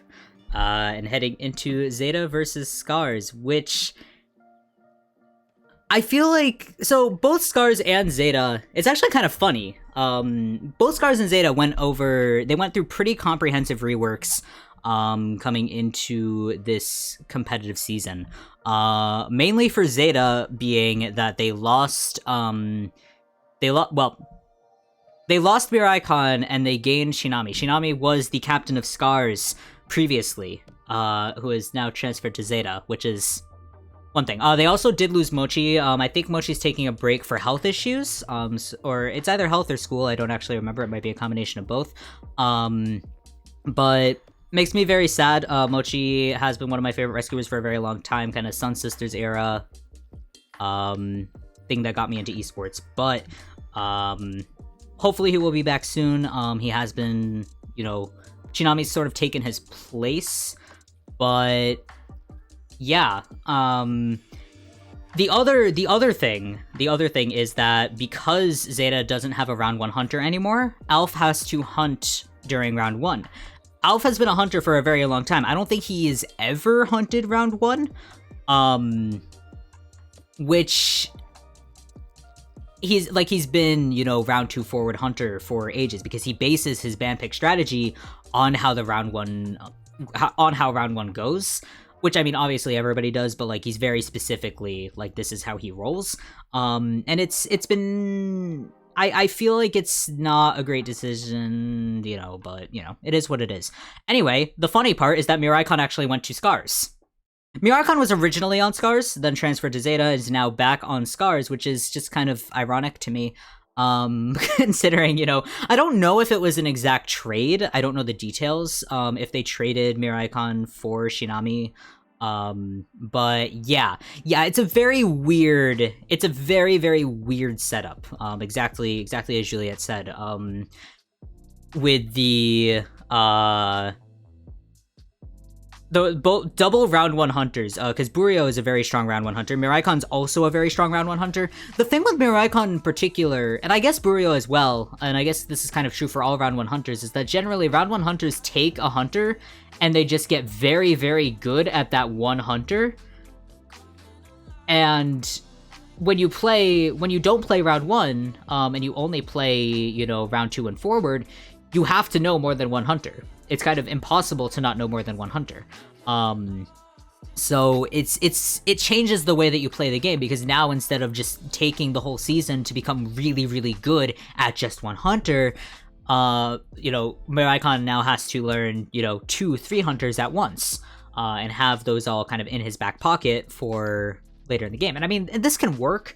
This can work sometimes. RC is somewhat doing this with Peter. They've had a few matches where they've had Peter hunt twice, which is, assuming to be in preparation for best of 5, where, they don't necessarily want to have Akka hunting for 5 rounds, or for 4 out of 5 rounds, potentially.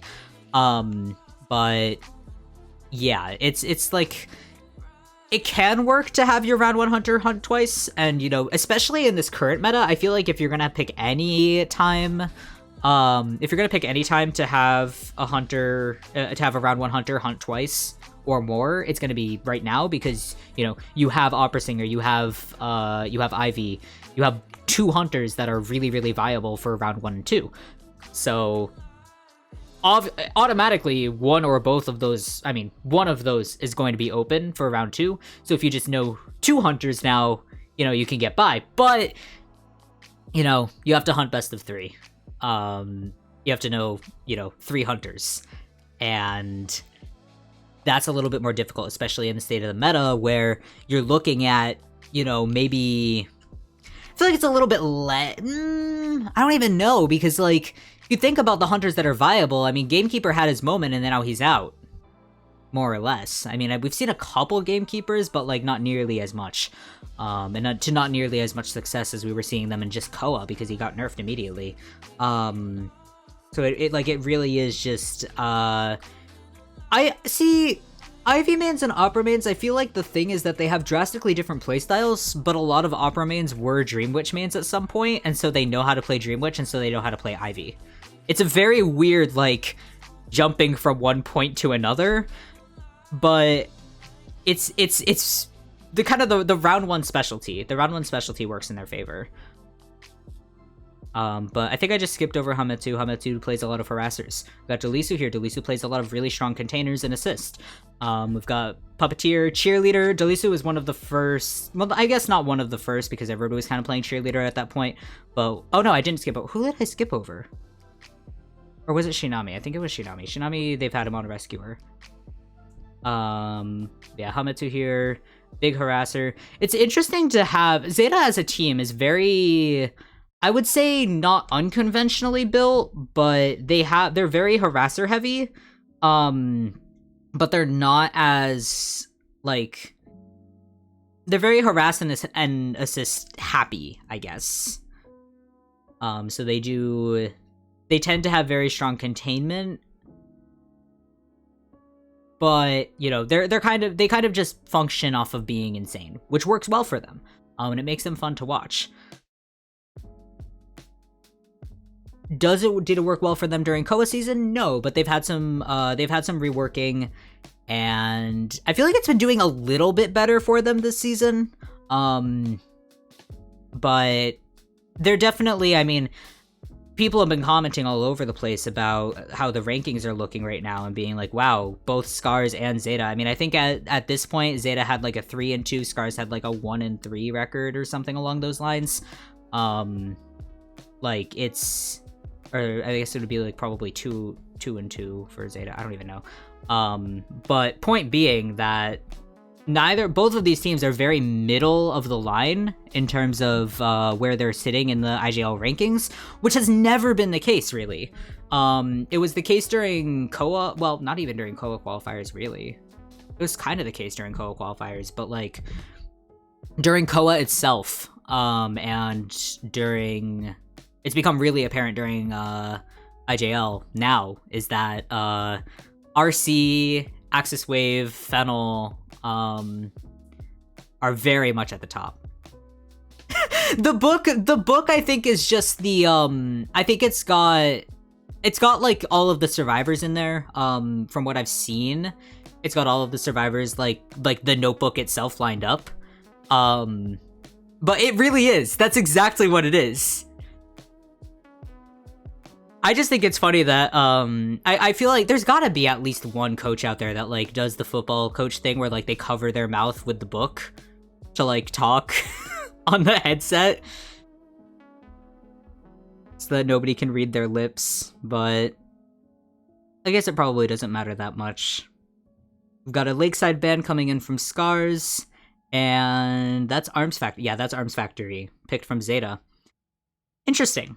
I feel like the Arms Factory pick is really to set up Alf here. That's the thing. I think a lot of Zeta's picks here do need to revolve around Alf, because Alf is at kind of this like weird disadvantage, having to hunt differently than he's used to. And I don't think Alf has ever had a Dream Witch, if I'm remembering. I think he's been primarily like Geisha, Bonbon. I'll have to check.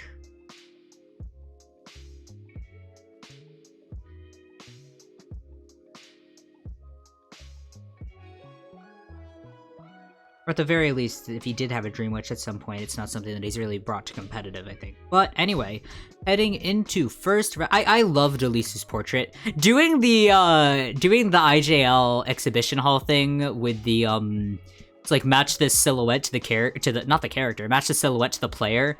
I mean, obviously you could tell Monoperry's because he's got the hair. Which not anymore. Terrifying, but not anymore. With Doliso as well, you can always tell which one is him because he's just standing there. It's very entertaining to me. Thank you. Yeah. I figured that elf had Dream Witch on in line, but like probably, you know, 12 spots down the line.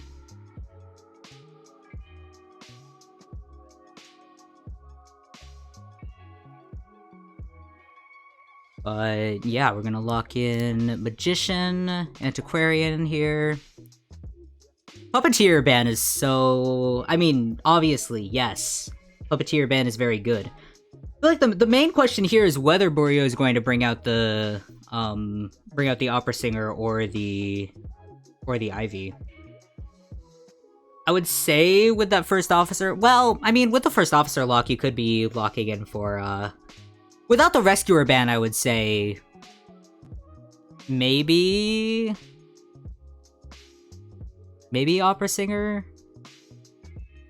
Burio's opera singer is definitely better. Better than his Ivy. So I would be a little bit worried here if we're bringing out Ivy. I mean, he could make it work, but...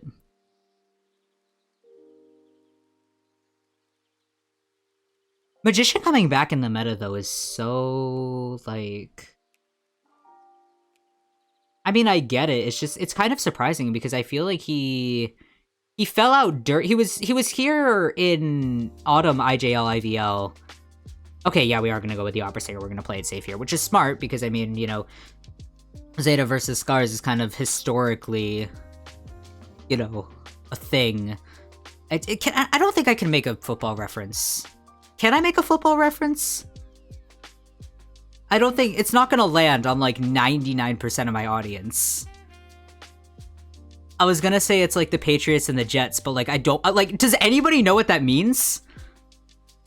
Yeah, like, Bird, you're, like, the only one who's gonna know what that means!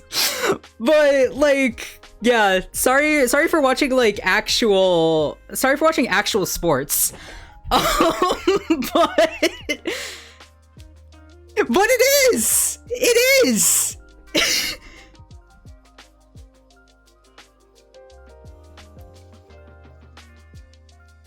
It's exactly the Patriots and the Jets, especially since, like, Zeta has been winning and continues to win for, you know, so many years, and then they lose a key player and kind of start tumbling down. Yeah, see, my metaphors are good. It's just that they don't apply to an esports audience.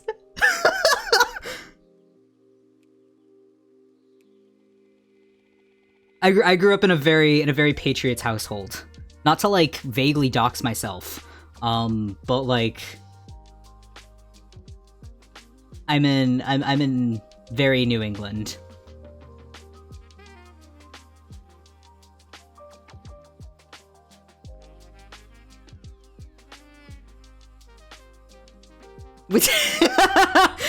That is how it is. I feel like, I mean, I feel like at least the ad, well, in some cases, I think that, like, real sports animosity applies itself to, they having a full conversation up there? Watching the coach interactions is always so funny, especially because, yeah, it's Silicon Cilia. Yeah, it's coach hand holding time.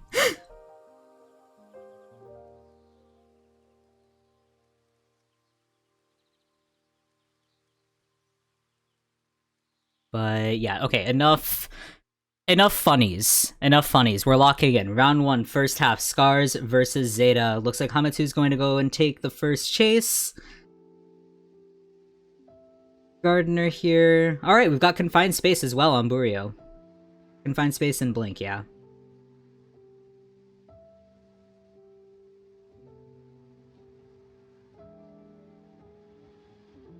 Okay, we're gonna get the Bubble Pop, nice.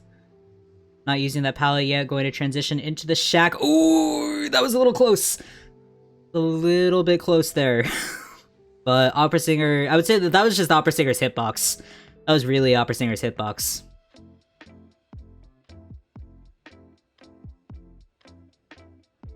But just playing around these palettes, trying to go for that second bubble. Not quite able to get it up in time, but that's probably going to be at least sort of primed by the time we get to the second hit. Is that going to come up here? Yup, that's going to come up here. But Burio not actually going to go for the hit. Just going to go ahead and wait for that bubble to pop. Nicely done on that vault, taking the knee-jerk boost. We got 2 ciphers down. Oh, okay, that's going to be our down there. Right through the pallet. That was a wide hitbox moment. That was a really... The Opera Singer's hitbox is so funny like that, where it's got, like, the wide edge on the sides. But... yeah, almost 2 ciphers popped at the exact... Yep, right at the exact same time there. A little bit slow on that 3rd cipher, but, I mean, it is, you know, classic Rescuer cipher, I guess, for that 64% cipher. So we're not looking at bad cipher rush just yet. It does look like Shinami... Oh, okay, we are actually going to get that, the Pocket Watch back on track. And, oh, nice on that pallet stun as well!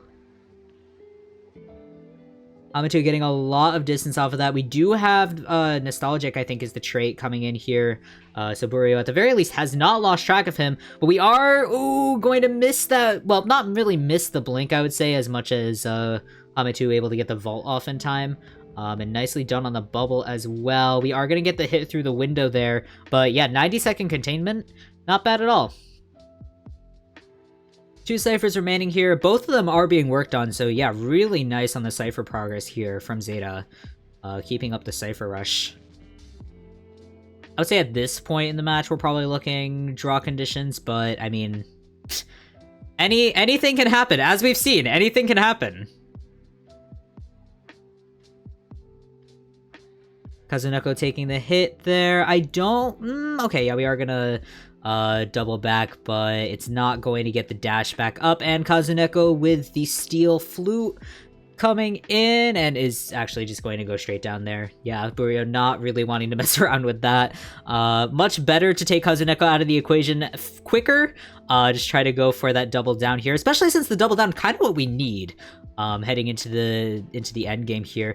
Dolisu actually in the area as well, looking for that support. They're just going to try and keep Hamato alive as long as possible. And it's going to be another pallet stun here from Dolisu. Nicely done there. We've got that cipher heading up to 80% here. It is from First Officer, but okay, we're working at about 7% debuff, which isn't much. But look like Burio actually going to change targets completely. Head towards Shinami on the rescue here. On the cipher here. Oh my god, wait, is this actually gonna work? Because he can just keep decoding that with the... Oh, that's not... Oh, but it's gonna just stay primed! Okay, that was risky. That was risky. Using the Pocket Watch immunity like that? Wow.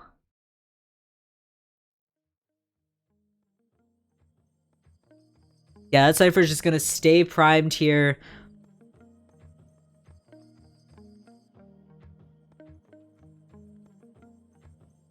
Say a little bit unfortunate that we lost... Yeah, we lost Hamato and all that. But Dolisu taking the kite... How did that miss? What? How did that miss? That was like right there. But at this point, it's... Oh, what? Am I just, like, stupid? Or were those point-blank hits that just weren't, I guess, Opera Singer hitbox? Like, man. That was 2 for 2 on that. And yeah, with no abnormal here, it's going to be a little bit rough for the endgame. Yeah, four-man endgame here. Hamato already at the gate? Yes? No? Maybe? Okay, good blink. And it looks like we're just gonna go for the gate. Need to get at least some kind of double down here. Those wands are nice. Oh, Dolisu just slightly miscalculating that. Very, very slightly miscalculating that pallet drop. But we do have one gate open, working on the second one now. And it's gonna be first chair. It's gonna be first chair for both of them. So... Yeah, Shinami just gonna go right for that rescue on Kazuneko. Burio knows it, but he's not gonna be able to make it in time. Oh, and that's... Stick is not quite out just yet, so Kazuneko does have 1 stun left. But 4 survivors back up now. Burio just getting flustered here. Which, I mean, to be fair, you know, you have 4 survivors up like this. But, oh, not quite making that pallet stun. Wait! Oh! The waiting on that, the patience to get that pallet stun. My god. And we are gonna catch Dolisu in that. Unfortunately, not quite able to vault back again. But at this point, are they gonna just take it? Are they gonna just take the 3-man escape? Okay, yeah, okay. They're gonna just take the 3-man escape here. But, wow. I mean, that's not what I expected. To be honest, but that was just rough. But that is, you know, I mean, how many times that has happened, you know, you chase 1 survivor for the entire start of the game, and then everybody else comes in, and you just have no idea, you know, no idea where Hamatsu went.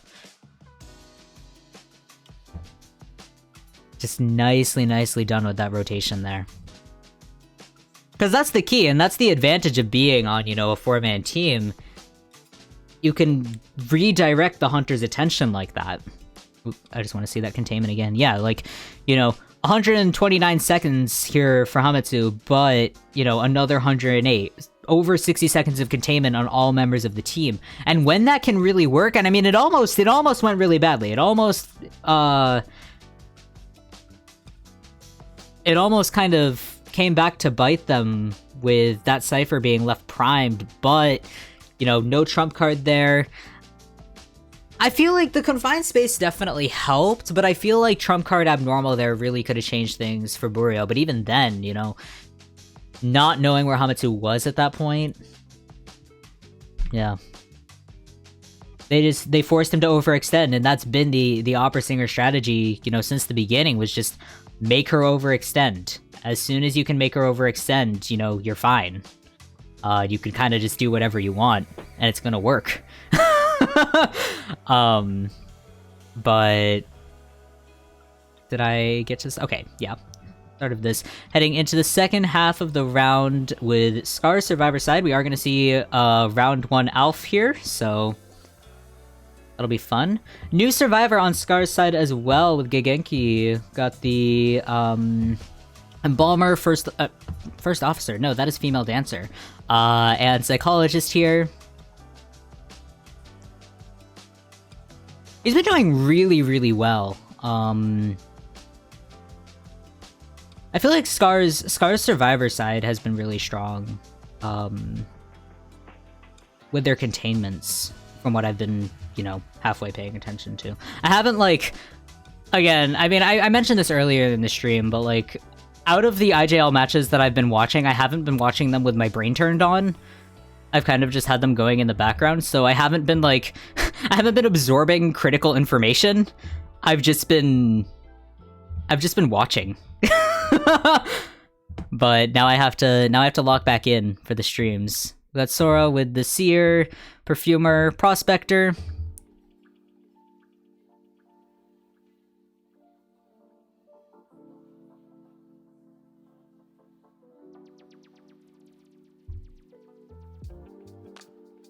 And Monet, yeah, back with that Aeroplanist again.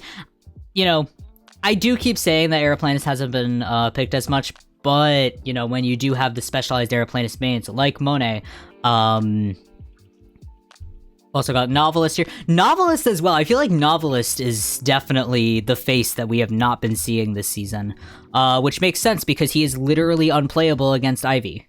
So, I mean, I guess he could come out more, like, once you have the security of an Ivy ban, but it's still, like, it's a risk. It's definitely a risk at this point. I kind of miss seeing him because, like, my opinions on Novelist aside, he's very fun to watch. But yeah, I feel like there's not really anyone he particularly counters. He's definitely still a good container. He didn't get adjusted, I don't think. But he's a very good container, but he doesn't, you know, he's unplayable. Oh, yep. Yeah. I think I actually missed that. I missed that message before, but yeah. Yeah. It's a little rough for novelists out there. And Elf. Okay, we got Disciple on the board there. Obviously, I feel like Ivy and Opera Singer are pretty much a given at this point. The Ivy Sangria combo.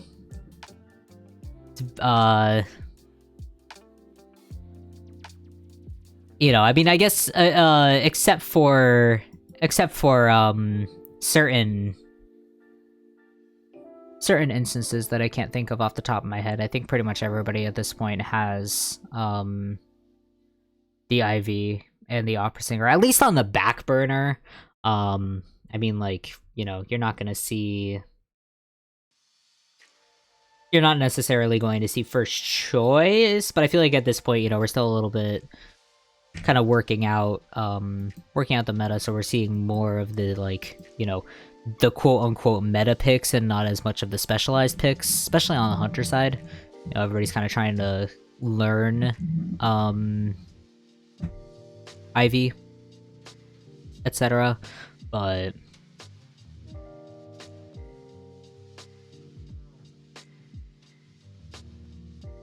also glad my music hasn't paused again. Sometimes it pauses randomly because of the, like, the way that I do my PNG is I sit in a Discord call with myself, and sometimes that messes with the music, and so, like, it'll just pause. I think it's only paused, like, once. Now that I brought it up, it's probably just gonna start pausing every 5 seconds, but, because I know last stream it was pausing a lot, and it was just, like, disappearing, but I think I finally got it.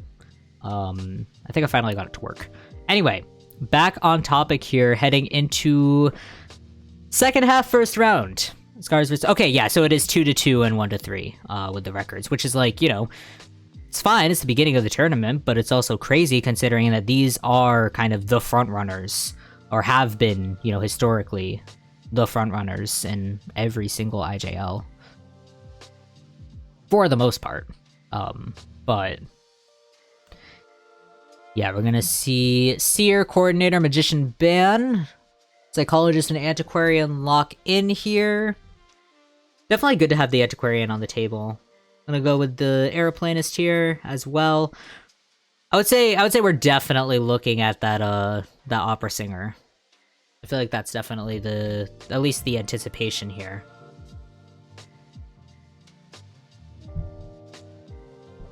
Yep, and First Officer to round us out. Although, somewhat interesting, I would say, that Mercenary was banned over First Officer, if we are looking at Opera Singer.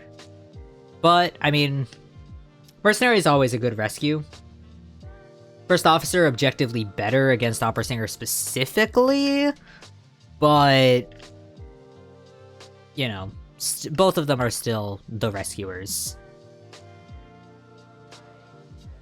Man, you guys remember when First Officer wasn't viable at all? Okay, we are actually gonna go with the Ivy. Interesting that Seer ban. Interesting with the Seer ban. I think it's so funny, not to go on a tangent right before the match starts, but okay, she can't leech when he's... Okay, I didn't know that. Yeah, so I don't know, that's interesting to ban Merc over... I mean, I guess, like, you know, First Officer's slightly less Terror Shock proof, but I think he can still take a Terror Shock on the watch. But, no, yeah, I remember... I found a, I found, like, a message from myself, like, I was looking for something in a Discord server, and I found a message from myself, like, right when they reworked First Officer, I was like, why did they make him good? Because I had been playing First Officer at that point, like, I was a First Officer main back in the day, like, pre-rework, pre-everything, and I was like, oh my god, they made him good, he's gonna be broken now, what is wrong, like, whoa, my god. And then he didn't become meta for, like, 6 more months. Because people just like were still like they were still playing Merc, they were still playing Gravekeeper. They haven't really caught on to the first officer yet. And then now like he's everywhere. He will always be here. It was a nasty rework at first. So I think they slightly adjusted it after it was first announced, but I think like at first when he was reworked, it was like it was really hard. I think he was just like fully invincible.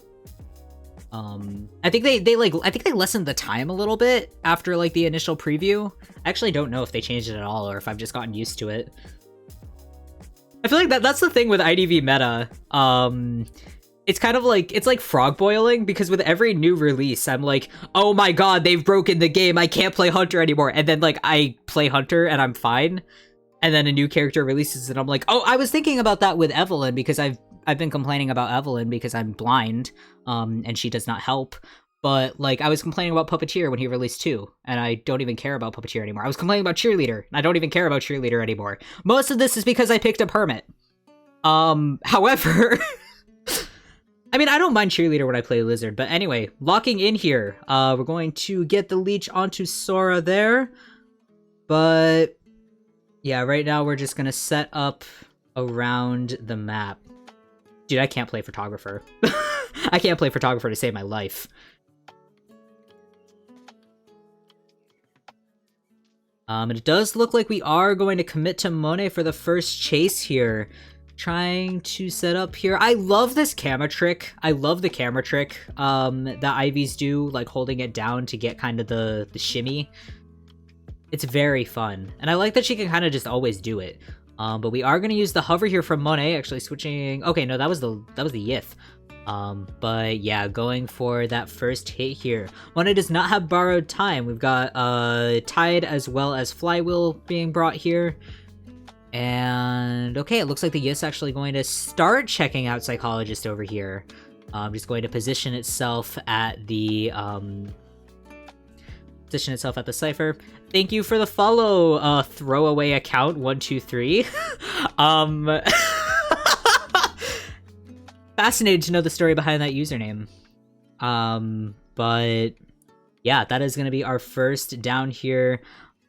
Very early, I will say, for an Ivy match. So really, really, really nice on that. Because I mean, for the past like, four matches, for the past like 4 Ivy matches, it's been like 2 minutes until that first down. But you know, we're almost at the first chair, going for the first rescue. And is that Lost Sail, or is that the... No, I think that's the C tier. I can't quite see his face, but I think that's the C tier. I'll take it over Akechi any day.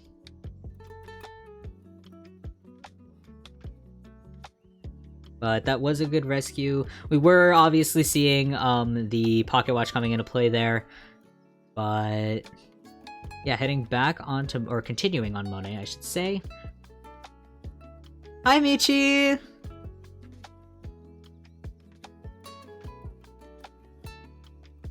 Come at the right time. And yeah, that is going to be a Terror Shock on that window there, but Monet didn't really have a choice but to vault that. We are, you know, out of jetpacks, out of Flywheel.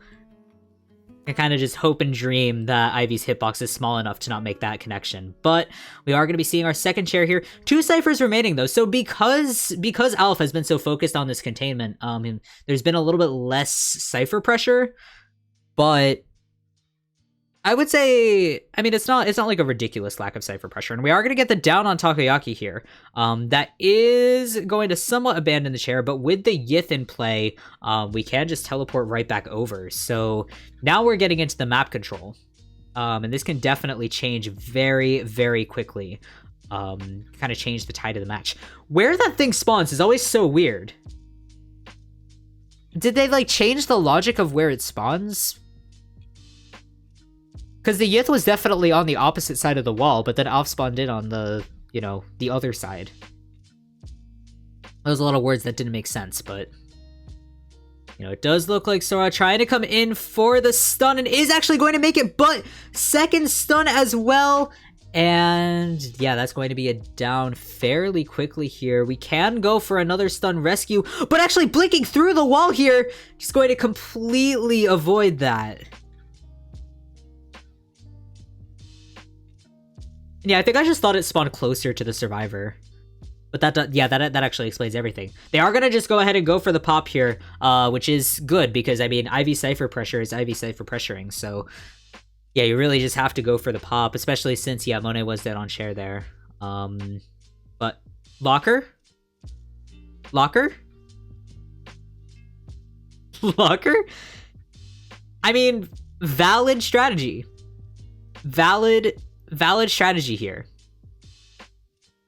Except for the fact that, of course, Alf is coming, so yeah, Sora does have to get out of that locker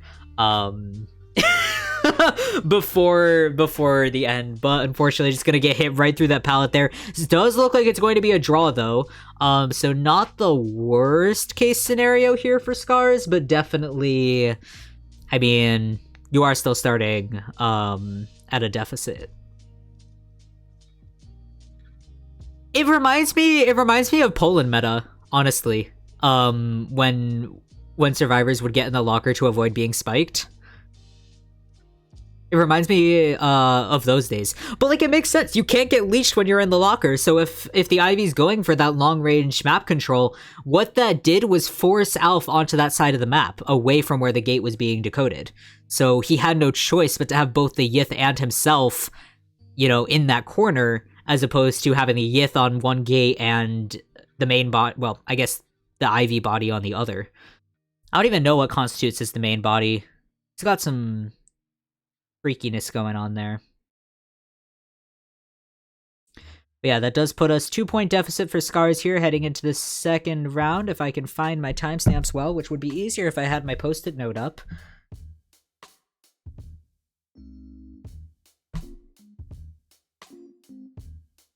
I could just scroll through and get it from the comments, but I don't like doing that.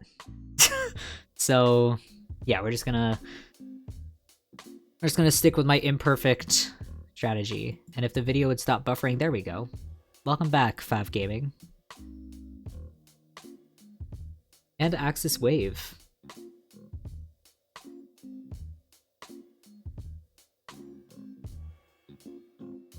I do love how vibrant the colors are, especially since all of the IVL colors got, like, pastelified because it's Leo's Memories themed.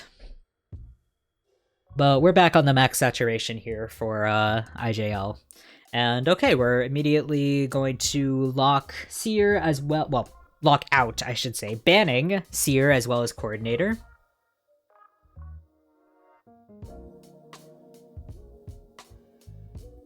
Which definitely makes sense, I would say.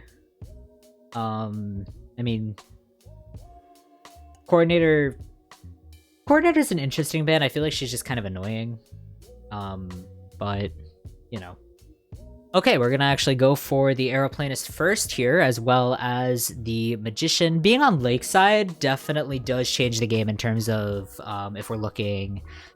Okay, yeah. So, they banned Opera Singer, so that does leave Ivy back on the table, but again, you know, Lakeside, not as good of a map for Ivy, so that'll be interesting to see if he does actually go with Ivy, or if he does decide to pick something else in this situation. We are going to ban the first officer here, and that does leave Merc on the table, so that will be taken in turn, and Prospector for our final ban. With the Antiquarian locked out as well, that does kind of take most of the harassment off the table, unless we lock in Cheerleader, I would say. Hey! What do you know? Yeah, I mean, Cheerleader... There's very few situations, I guess maybe Wax Artist, but even then, like, she's fast enough to avoid the wax. But there's very few situations where Cheerleader isn't at least, like, sort of viable. I guess probably, like, Gamekeeper she would struggle a little bit against, but even then, it's like, you know. Good cheerleaders could just, you know, use the speed boost to get out of the way of the hook, or out of the way of the stuns. So she's She's still very, very strong.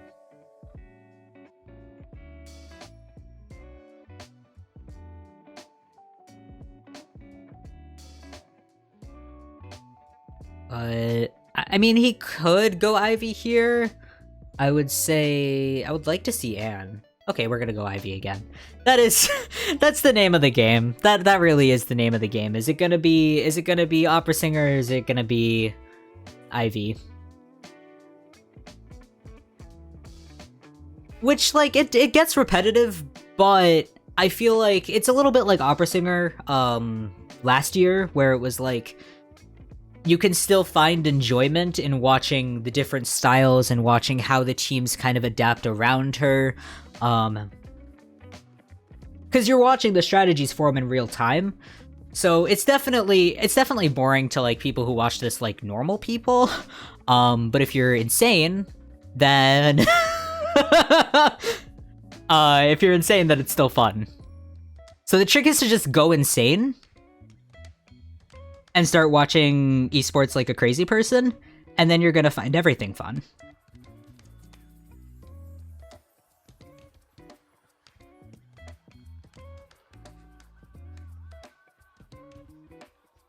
And I just finished my tea, so oh well. Yeah, this spawn selection is so... It works for Ivy. It's just so crazy to think about in terms of like any other, or like, I mean, I guess the more traditional spawns that we've seen, like allowing Hunter middle on purpose. I mean, I guess it's not like middle, like it's lakeside, but it's fascinating. I don't disagree with it though, although I think the only time I've ever seen this spawn used in my own matches is an Enchantress who spawned in that bottom slot near the gate, and then died in like 3 seconds because she didn't know where to run, and I was playing Lizard. So that's my experience with it. But of course, if you're playing a Merc in that area, you do have elbow pads to transition back to the boat. And that's if you're even chase first, which 99% chance you're not going to get chase first because you're a Merc. And that's exactly what is going to happen. It does look like we're going to use the Yith to put a little bit of pressure on Merc, but no, we're actually going to head right back to that back corner and pressure Gigenki instead.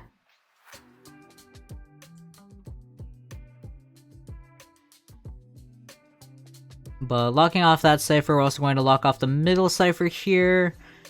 And it looks like we may also be able to get a leech in on Cheerleader, question mark. Okay, no, we're actually just going to go for the scare. It looks like we're looking for possibly a leech on the second story. Yeah, okay, that's exactly what we're going to do. We're going to leech on the second story, but Aleph actually waiting below there. Sora just dropping right into that hit. Great job on the prediction, and that's going to be a really fast down. Under a minute down against an Ivy. That's just crazy. That's very, very well played from Alf. Just the mind game there of having... Because that's the thing, you can't really tell where she is because of, you know, the Yith as well as the camera obstruction. Kind of everything about Ivy is like, you know, you're not going to see her coming. So it really does feel like old Dream Witch. A lot more like stealth. But unfortunately not getting the Terror Shock on that, but still going to get the hit in on Takoyaki. And Yith in tow, we're going to head right back to the big boat. This definitely does give a pretty wide area to rebound kite in. However, there is still decoding happening here, so Sora is going to have to be careful. And the whoa! That's exactly what I was asking for at the start of the stream, asking for that warp. Wow. That is always so much fun. I think warp has to be my favorite trait that they've added, just because it's so fun. It is so much fun. It's like teleport, but you get a second chance. That was awesome. Like Monet coming in for a little bit of a not really backdoor rescue. I guess it only counts as backdoor when it comes to you know, the fact that Alf wasn't there. But we're going to get the radius up here. Gonna need to be very careful on this rescue. But yep, we are going to go for that hit. And getting up a second area here. Oh, I think did he just teleport to the wrong one? Yeah, he just teleported to the wrong one. Oh well. Alf using the camera trick there to try and hide the fact that he's coming out of the boat. Yeah, that was oof. That kind of cut his momentum in half.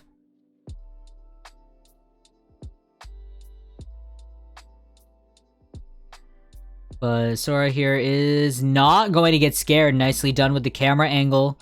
It's avoiding that. Alf once again using the camera tricks here. Trying to switch to the Yith as well. But we've got Sora at 96 stacks of that corruption. The problem right now is just Alf needs to catch up and we're, you know, it's a cheerleader.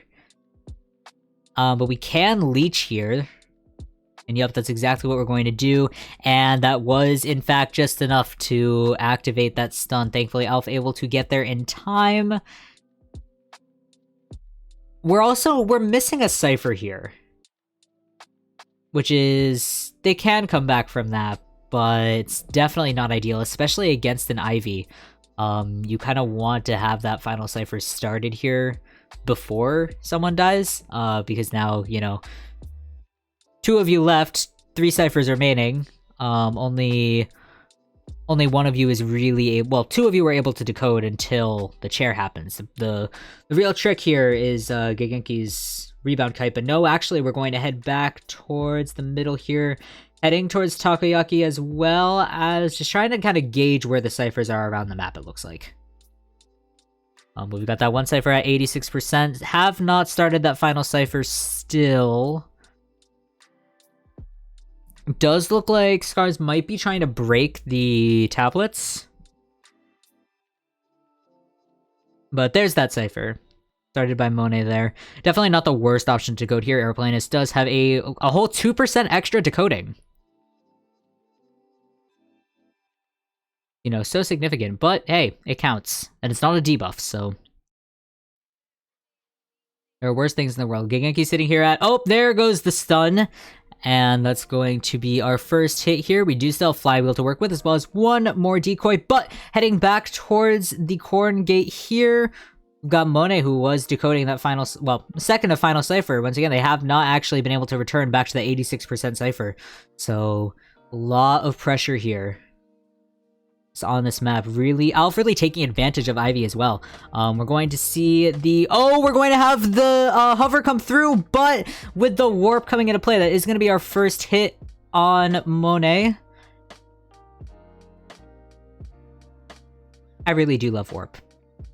That's going to be another stun, but unfortunately Alf not quite able to catch up in time, so Monet is going to be able to use our second to last jetpack here. But the Yith is gone, heading back towards Takoyaki on the shore here. And yeah, we're just gonna go ahead and teleport right away. 100% corruption, and that's gonna be a hit. I would say from here... Well, from here it's gonna be difficult, because Alf is putting on a lot of pressure around the map. It's a matter of if he's going to be able to keep that up throughout the endgame. Or if they're even able to reach the endgame at this rate. Because they could still be in a good position here. They just really need to get to those Cyphers. But Takoyaki here actually taking advantage of the fact that he can't be leeched yet. Sees that leech timer running out and he's now going to run away. But really nicely done there. Unfortunately is going to get fall hit. But it was very smart to force the leech to be on that level, because that Cypher is still decodable. Does not matter as much though. We do have a prime Cypher. The problem is going to be if they're able to pop it. But Alf actually taking the long way to the chair here. And okay, we are still going to be able to get that chair. I always get a little bit scared. Oh!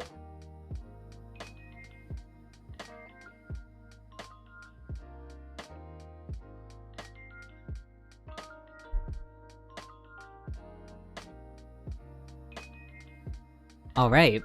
Yeah, heading into the end game here, somewhat abruptly, but we are gonna have that flywheel coming out from Monet. Ooh, gate is almost open. We can't. Okay, never mind. We can't push dungeon. If Aeroplanus didn't have a pallet debuff, we probably really could have pushed dungeon there. But unfortunately, that's not going to be the case. With the gate open, though, that does put us in a draw situation once again. If Takoyaki can make it to the gate. Or dungeon, but Takoyaki's not near dungeon.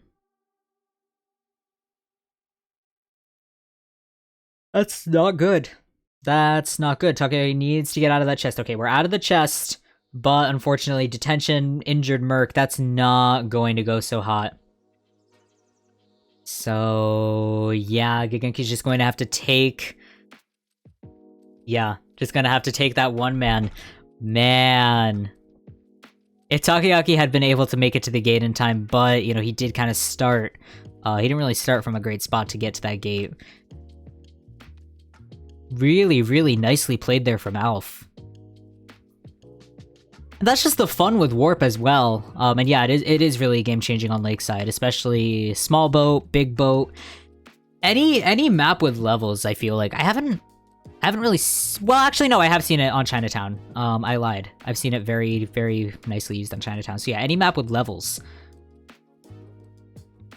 Oh, okay. I saw he used one. He used one, but I didn't see the second one used. But yeah. Yeah. It is what it is. The Merc dungeon pushing in IJL specifically, talking about Dacho.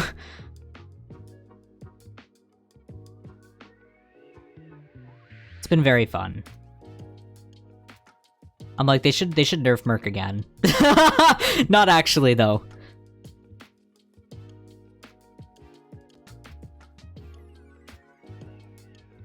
But this does put Zeta in a really good position for the second half. For their survivor side. Ah, okay, that's what happened. Yeah. Yeah. Also, hello Tech with Greece, thank you for your first time chatting. I haven't actually seen Nightmare with Warp, but that's also because I haven't seen a Nightmare in like a million years, I don't think. I think I've seen like 2 lately. But to be fair, the reason why I haven't seen Nightmare is because I've been playing almost exclusively Hunter this season. So I don't see Nightmare because I'm not playing Nightmare. I should play Nightmare again though, honestly. I used to have a B badge, which is not hard to get. It was just that I was playing. I have like, I think I have like some number of matches with Nightmare, but like 100% win rate, because I like played him for 2 weeks and then I just stopped. I wish Nightmare was better, because I want to use Piety because it's like one of the best skins in the game. But I'm like, I don't want to play Nightmare because I don't want to get my shit rocked. But anyway, we're gonna see once again that Seer and Coordinator ban here, Opera Singer ban as well. Say we could probably be looking at an IV coming up. Zeta is going to lock in that Prospector as well as Cheerleader here, really looking for that assist, looking for that harassment. I feel like harassment's always 50-50 with Ivy because she's weak to harassment, but she's also strong against harassment. It's very Yeah, shout out to my friend Mortal11. You guys should follow them on Twitch, which is at Mortal11. The only and also best Nightmare that I know. Yeah, yeah. It's like if we're gonna talk about insane people who play Nightmare despite him being dog water, that is my friend Mortal11. But he is fun. He's really fun. He's just somewhat difficult. But yeah, Oomph is the Orpheus guy. But completely glossed over. It looks like we're going to have Acrobat as well as First Officer being locked in here. So yeah, very strong team. Especially if we are going to be seeing an Ivy here.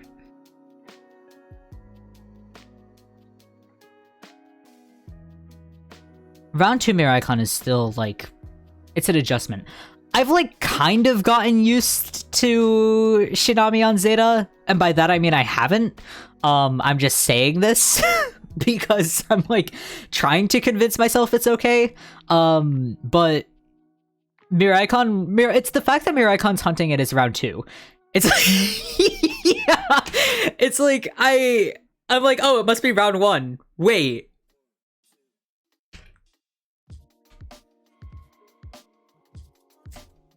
Okay, yeah, and we are gonna see double Ivy.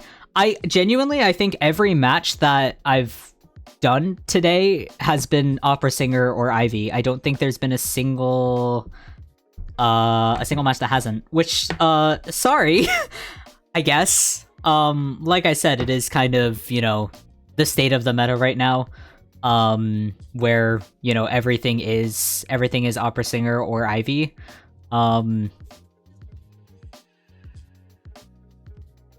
Yeah, that's the other thing. A lot of matches are ending. Oh, here's a little bit of a different spawn.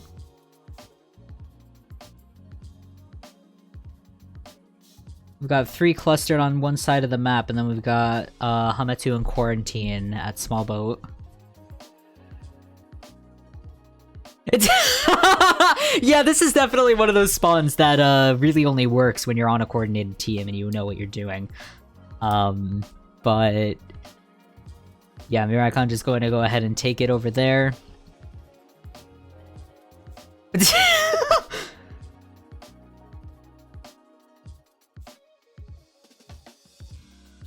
Yeah, still give me 5 to 7 business days and I'll figure out what's going on with Ivy spawns. But we're not quite there yet. I'm still working on that one.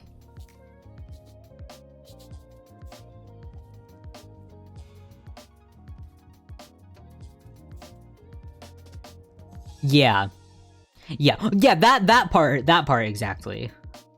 Because he doesn't have... Yeah. It's like everything comes down to the rotation here, especially with a spawn point like that.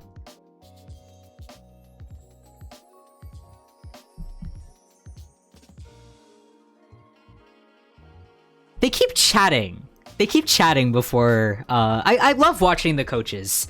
It's always so funny when you can tell that, like, they're just being silly.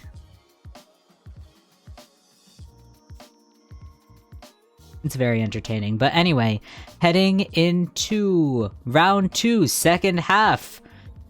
Possibly the end of this matchup. But okay, yeah, we are actually going to go right for Prospector. Very least, we're going to get the leech on him immediately.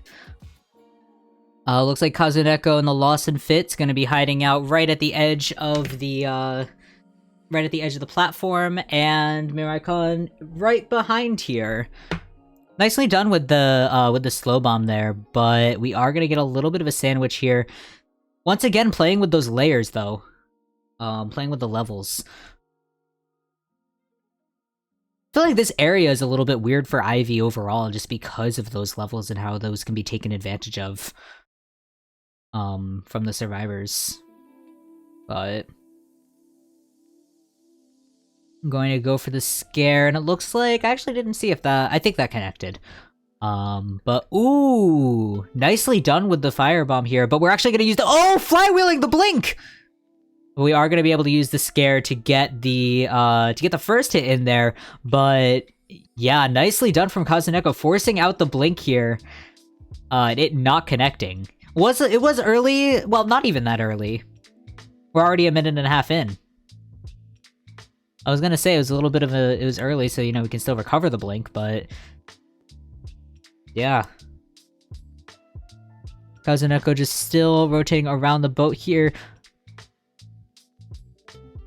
Working out about 60 of the fear. But, oh, and Mirror Icon avoiding it again. I was going to say, it looked like that one was kind of unavoidable, but... Oh, we're going to use the camera trick here to try and mind game Kazuneko.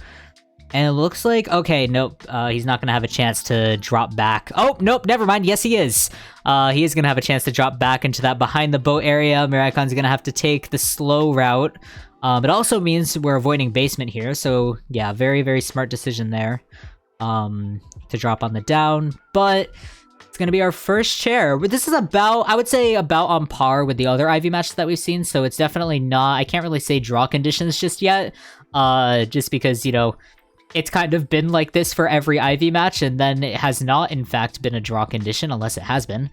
But we are going to get the leech onto Shinami here. And unfortunately not getting the hit on Shinami, but we are going to get the immediate farm onto Kazuneko once that Tide Turner runs out.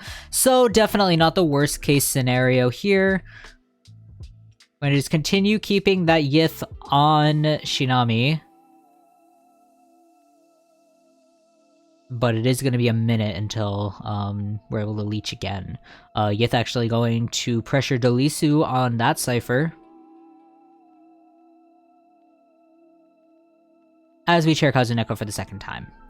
No Tide Turners remaining on the team, everybody else has got Flywheel equipped. But definitely not the end of the world.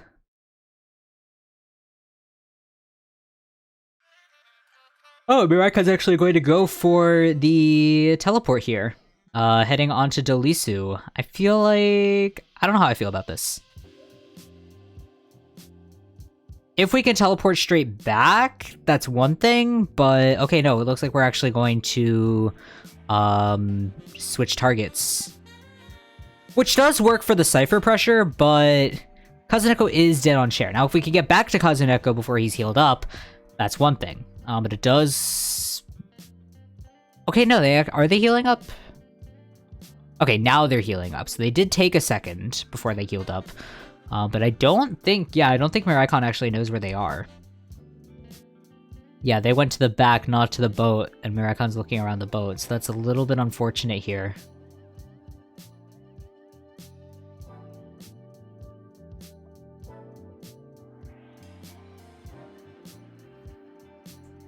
Going to play around this chair for a minute. We've got the final cipher at 66%. Question is where that is. And when will it be decoded?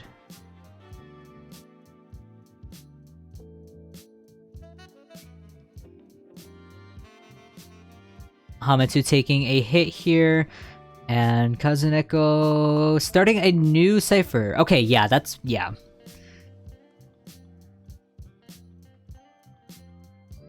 Yeah, it's a little bit more difficult to come back to that one, but... Heading back onto Shinami here. Oh dear. Yeah, that is the thing with Ivy, is that her map control is very strong, her hitbox is very not.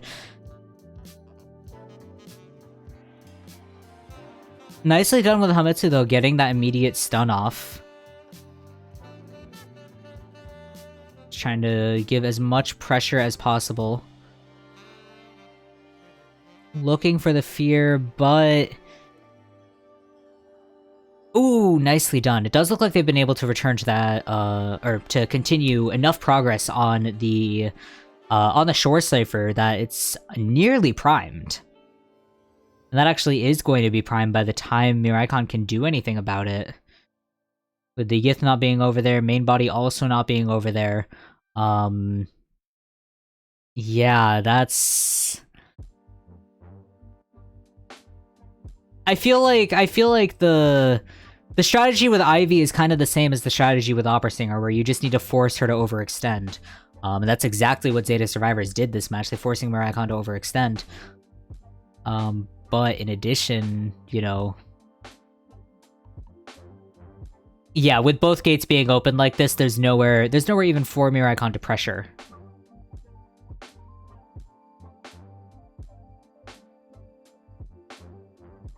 And yeah, with the solo elimination, that is going to be a very decisive victory here once again for Zeta. Just very well played. And that's I feel like that is the thing where Zeta's survivor side is obviously, I mean, Alpha is locked in. Zeta's survivor side though, very, very strong, going against a team where Scar's Hunter side is not. It's just not. Getting the 3 escape twice in a row there.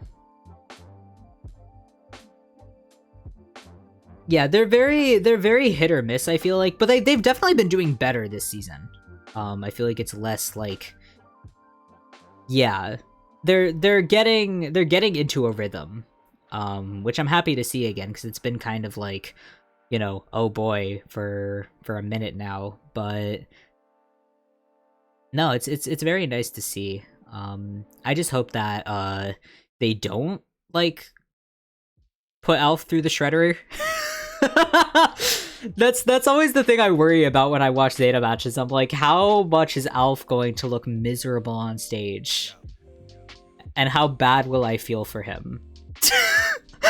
I always feel bad for Hunter mains when they're like visibly suffering. But yeah, that's gonna be it for today. But yeah, thank you guys so much for coming. I mean, great stream. I think I literally like, yeah, this was good. Thank you guys for coming. Thank you guys if you stuck around since the start, if you just joined midway through at any point, obviously. Yeah, I'm gonna try to stream. I don't know when I'm gonna stream, but I'm definitely gonna try to stream again this week. I'll see when I'm able to, but I do want to get. I want to do it more consistently, because I did take like a couple weeks off, like right when IJL started.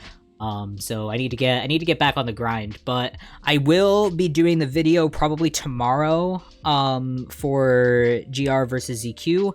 I might do IVL later this week. I might go back to IJL. We'll see.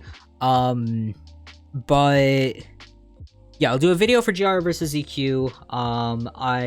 The VOD for this will be up, on YouTube later, as soon as it uploads, probably a few hours. But that'll be up, just in case. But yeah, I think that's all from me. Thank you guys for coming once again, and I'll see you next time.